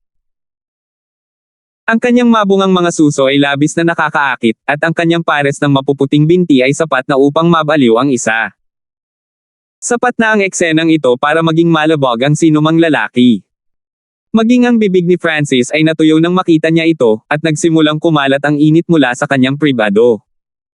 Katutubo niyang gustong itulak ang banal na babaeng ito sa lupa at saktan ito. Ito ang magiging reaksyon ng karamihan sa mga lalaki. Gayunpaman, ang mga mata ni Francis ay sobrang kalmado. Ang init ng kanyang katawan at ang lamig ng kanyang mental energy ay parang apoy at yelo na nagtatagpo sa isa't isa. Mula nang sumanib sa espiritual na mata ng Diyos, ang mental na enerhiya ni Francis ay naging napakalakas, at kaya niyang kontrolin ang kanyang buong katawan, kabilang ang pagnanasa. Tanging ang puso ay walang hanggan. Napakaganda mo talaga. Bahagyang ngumiti si Francis habang itinaas niya ang mukha ni Clarissa, na sapat na maganda para maglaban ang mga bansa sa isa't isa. Siniyasat niya ang kanyang nakakaakit na katawan at hindi itinago ang kanyang intensyon. Nanginig ang katawan ni Clarissa, at ang kanyang nakapikit na mga mata ay nanginginig. Ang kanyang mukha ay naging mas malalim na kulay ng pula. Dalawang agos ng luha ang dumausda sa kanyang mga pisngi, ngunit iyon ay magpapalaki lamang ng pagnanasa ng isang lalaki. Matagal siyang naghintay, ngunit walang reaksyon ang kabataang nasa harapan niya. Shoo! Ang isang damit ay bahagyang isinuot sa kanya ng isang pares ng malalakas na kamay. Guru, ikaw. Binuksan ni Clarissa ang kanyang mga mata habang hindi makapaniwalang nakatingin sa kabataang nasa harapan niya. Alam niya kung gaano siya kaganda. Hindi siya nagkulang sa sinumang humahabol sa kanya mula pa noong bata pa siya, ngunit dahil sa kanyang cultivation technique at sa kanyang ugali, siya ay dalaga pa. Hindi niya akalain na kayang labanan ng kabataang ito ang tukso. Mahirap isipin kung anong klaseng puso at pag-iisip mayroon siya. Hindi ako papayag. Umiling si Francis. Nang marinig iyon, nanginig ang katawan ni Clarissa, at kapansin-pansing nagbago ang kanyang ekspresyon. Hindi kaya nagustuhan ni Francis si Jaisel at hindi pumayag sa kanyang kahilingan. Hindi niya maintindihan. Kahit na si Jaisel ay kaakit-akit, siya ay medyo malayo pa rin sa kanyang sariling kagandahan. Bakit? Hindi napigilan ni Clarissa na magtanong, at sumagot si Francis sa walang ekspresyon na tono, ikaw ay aking alipin. Kung may kailangan ako, hindi ka maaaring sumalungat sa aking mga utos. Namutla ang mukha ni Clarissa, at hindi siya nakasagot. Sa katunayan, dahil sa Dark Heart Seal, hindi niya napigilan si Francis. Kung lalaban siya sa kanya, mamamatay ang kanyang kaluluwa. Kung talagang gusto mo si Jaisel, kung gayon, kinagat ni Clarissa ang kanyang mga labi habang siya ay umatras. I'm not interested in her, pidgel ng walang emosyong boses ng binata. Nang marinig iyon, si Clarissa ay ganap na natigilan at natulala. Bigla niyang napagtanto na malamang na nagkamali siya sa intensyon ni Francis. Hindi itatago ni Francis ang kanyang paghanga sa kagandahan, ngunit hindi ito nangangahulugan na mayroon siyang anumang hindi malinis na pag-iisip tungkol sa kanila. Siya ay nagkaroon ng nobya, at ang kanyang relasyon kay Angelica ay hindi malinaw. Ayaw ni Francis na magkaroon pa ng problema sa kanyang emosyon. Mukhang mali ang pagkakaintindi ko, Master. Nahihiyang inayos muli ni Clarissa ang kanyang mga damit at aalis na sana. Sa sandaling ito, nais niyang makahanap ng isang butas at gumapang dito. Siya ay kilala sa pagiging banal at sagrado, at napakabihirang mapunta sa isang lalaki, at ngayon siya ay tinanggihan. Teka, biglang nagsalita si Francis at pinatuloy si Clarissa. Tulad ng si Clarissa ay nalilito. Sure. Ikinaway ni Francis ang kanyang kamay, at lumitaw ang Demonic Dao Emperor mula noon. Pagbati, guro, ang Demonic Dao Emperor ng Nine Darkness Palace na may paggalang. Ang Demonic Dao Emperor na ito ay inalipin ng Dark Heart Seal ni Francis at susundin niya ang lahat ng utos. Nagpasya si Francis na hayaan ang Emperor na ito na manatili sa Ocean Smoke Pavilion at dagdagan ang kapangyarihan ni Clarissa. Mayroon lamang isa pang Emperor sa Ocean Smoke Pavilion bukod kay Clarissa. Idinagdag sa isang ito mula sa Nine Darkness Palace, mayroon na ngayong 3. Aalis ako sandali. Kung mayroon kang anumang gusto mo, maaari mong gamitin ang Dark Heart Seal para sabihin sa akin kahit na malayo tayo, patuloy ni Francis. Ang koneksyon sa pagitan ng Dark Heart Seal ay napakalakas. Ito ay katulad ng isang espiritual na alagang hayop at ang kanyang amo. Sa loob ng isang tiyak na distansya, maaari pa silang direktang mag-message sa isa't isa. Hindi sila makakapagpadala ng mga mensahe kung sila ay masyadong malayo, ngunit si Francis ay makakaramdam man lang ng pag-iyak para sa tulong. Guro, marami ka nang napatay na Emperor ng Nine Darkness Palace, at maaaring tumawag si Demonic Emperor Luther sa Mystic Light Realm Sacred Lords na kumilos laban sa iyo, nag-aalalang sabi ni Clarissa, at tumango ang Demonic Dao Emperor.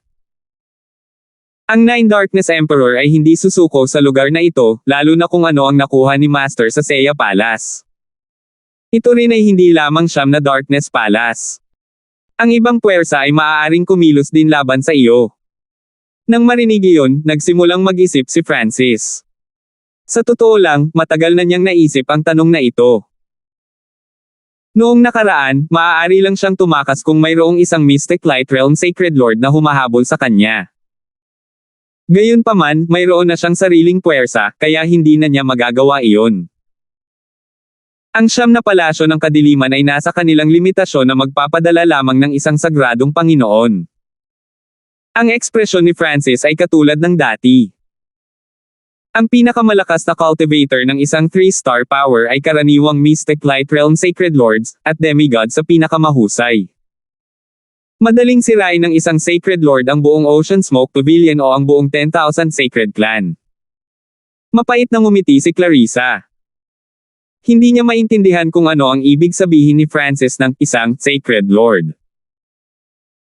Sa katunayan, ang Nine Darkness Palace ay magpapadala lamang ng isang Sacred Lord sa karamihan upang ayusin ang mga puwersa dito at harapin si Francis, ngunit sa tuwing ang isang Mystic Light Realm Sacred Lord ay nakikialam sa mundo, ginagawa nila ito sa walang katulad na paraan at pinatatakbo sa takot ang hindi mabilang na mga eksperto at mga emperador. Kaya kung harapin iyon, si Francis ay hindi masyadong nag-aalala. Huminto siya sandali bago nagsalita, kailangan ng Ocean Smoke Pavilion na palawakin ang ahensya ng impormasyon nito at kumalat sa buong karagatan. Ang pangalawang hakbang ay ang dahan-daang pagguho ng mga panloob na rehiyon ng kontinente. Sa pag-uulat kay Master, ang aming ahensya ng impormasyon ay nagsisimula ng pumasok sa kontinente, bagamat ito ay mga panlabas na hangganan lamang. Upang mas lumawak pa, kailangan namin ng mas maraming mapagkukunan at kapangyarihan. Si Clarissa ay may pangit na ekspresyon. Ibibigay ko ang lakas tao at mga mapagkukunan. Mula ngayon, ang Ocean Smoke Pavilion ay magpapakadalubhasa lamang sa pagkolekta ng impormasyon. Kalmadong tinukoy ni Francis ang hinaharap ng Ocean Smoke Pavilion. Sa ngayon, ang Ocean Smoke Pavilion ay isang half-cultivation, half-information agency force. Kung nakatuon lang sila sa pagkolekta ng impormasyon, mas mabilis silang mapapalawak. Naiintindihan, guro. Nangako si Clarissa. Mukhang napagtanto niya na may napakalaking plano si Francis. Mula ngayon, ang Ocean Smoke Pavilion ay tututuon na lamang sa pagkolekta ng impormasyon. Gayunpaman, ang anumang mabuting kaharian ay hindi lamang nangangailangan ng ahensya ng impormasyon. Kailangan din nila ng kapangyarihan. Ang kapangyarihan ang naging batayan ng lahat. Ang paggawa ng Ocean Smoke Pavilion na isang ahensya ng impormasyon ay ang unang hakbang lamang. Susuportahan sila ni Francis mula sa likuran. Gagawa si Francis ng sarili niyang malakas na puwersa. Kailangan kong umalis saglit. Natutunan ni Francis ang lahat ng kailangan niya. Sure. Sa pamamagitan ng pagwagayway ng kanyang braso, ang figure ni Francis ay nagsimulang kumupas at nawala sa ilalim ng isang patong ng pilak na liwanag. Teleportation. Nakita ni Clarissa at ng demonic daw emperor si Francis na nawala sa paningin. Napakaganda na magawa ito nang walang tulong ng isang array. Sa susunod na sandali, sa himpapawid sa itaas ng 10,000 Sacred Clan. Weng Shua. Isang pilak na figure ang nagsimulang lumitaw sa himpapawid, pagkatapos ay nag-transform ito sa isang kulay ubing buhok na figure na nagbigay ng spatial na kaguluhan. Si Francis ay nag-iwan ng spatial marking sa Duke's Palace, sa 10,000 Sacred Clan, at sa Ocean Smoke Pavilion. 10,000 Sacred Clan. Tumingin si Francis sa clan, pagkatapos ay nawala ng may kidlat. Sa kaibuturan ng 10,000 Sacred Clan, sa isang ipinagbabawal na lugar. Meow. Hindi pinansin ng tao at pusa ang lahat ng mga arrays at lumitaw sa isang tahimik na patio.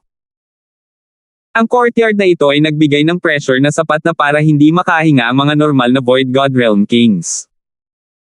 Walang sino man sa 10,000 Sacred Clan ang nangahas na pumunta rito. Sa puntong ito, ang looban ay patay tahimik, ngunit ang hangin ay natatakpan ng orange at iba sa labas ng mundo. Sino nandyan? Isang matandang boses ang umalangaw-ngaw mula sa kailaliman ng bakuran, at isang presyon na maaaring magpa-freeze ng lahat sa mundo. Old Monster Shoe, mahinahong sabi ni Francis. Hindi siya nabigla sa nakakatakot na aura. Dumating siya sa oras na ito dahil alam niya na dapat ay tapos na ang matandang halimaw na si Shu sa pagpasok sa Mystic Light Realm sa ngayon. Binigyan niya siya ng ilang 100 Origin Sacred Honey ilang buwan na ang nakakaraan. Munting kaibigan Hanford. Isang lumang pinto ang bumukas, at isang matanda na may puting buhok ang masayang lumabas. Kung ikukumpara sa ilang buwan na ang nakalipas, ang lantang aura ng buhay ng matandang halimaw Shu ay mas masigla na ngayon, ngunit ang pag-asa sa mga mata ni Francis ay nawala. Pinabayaan ko si little friend Hanford. Kalahating hakbang pa lang ang layo ko mula sa pagpasok sa Mystic Light Realm, marahil dahil nabigo ako sa nakaraan at malapit na ako sa katapusan ng aking buhay. Bahagyang nagkasala ang matandang halimaw Shu.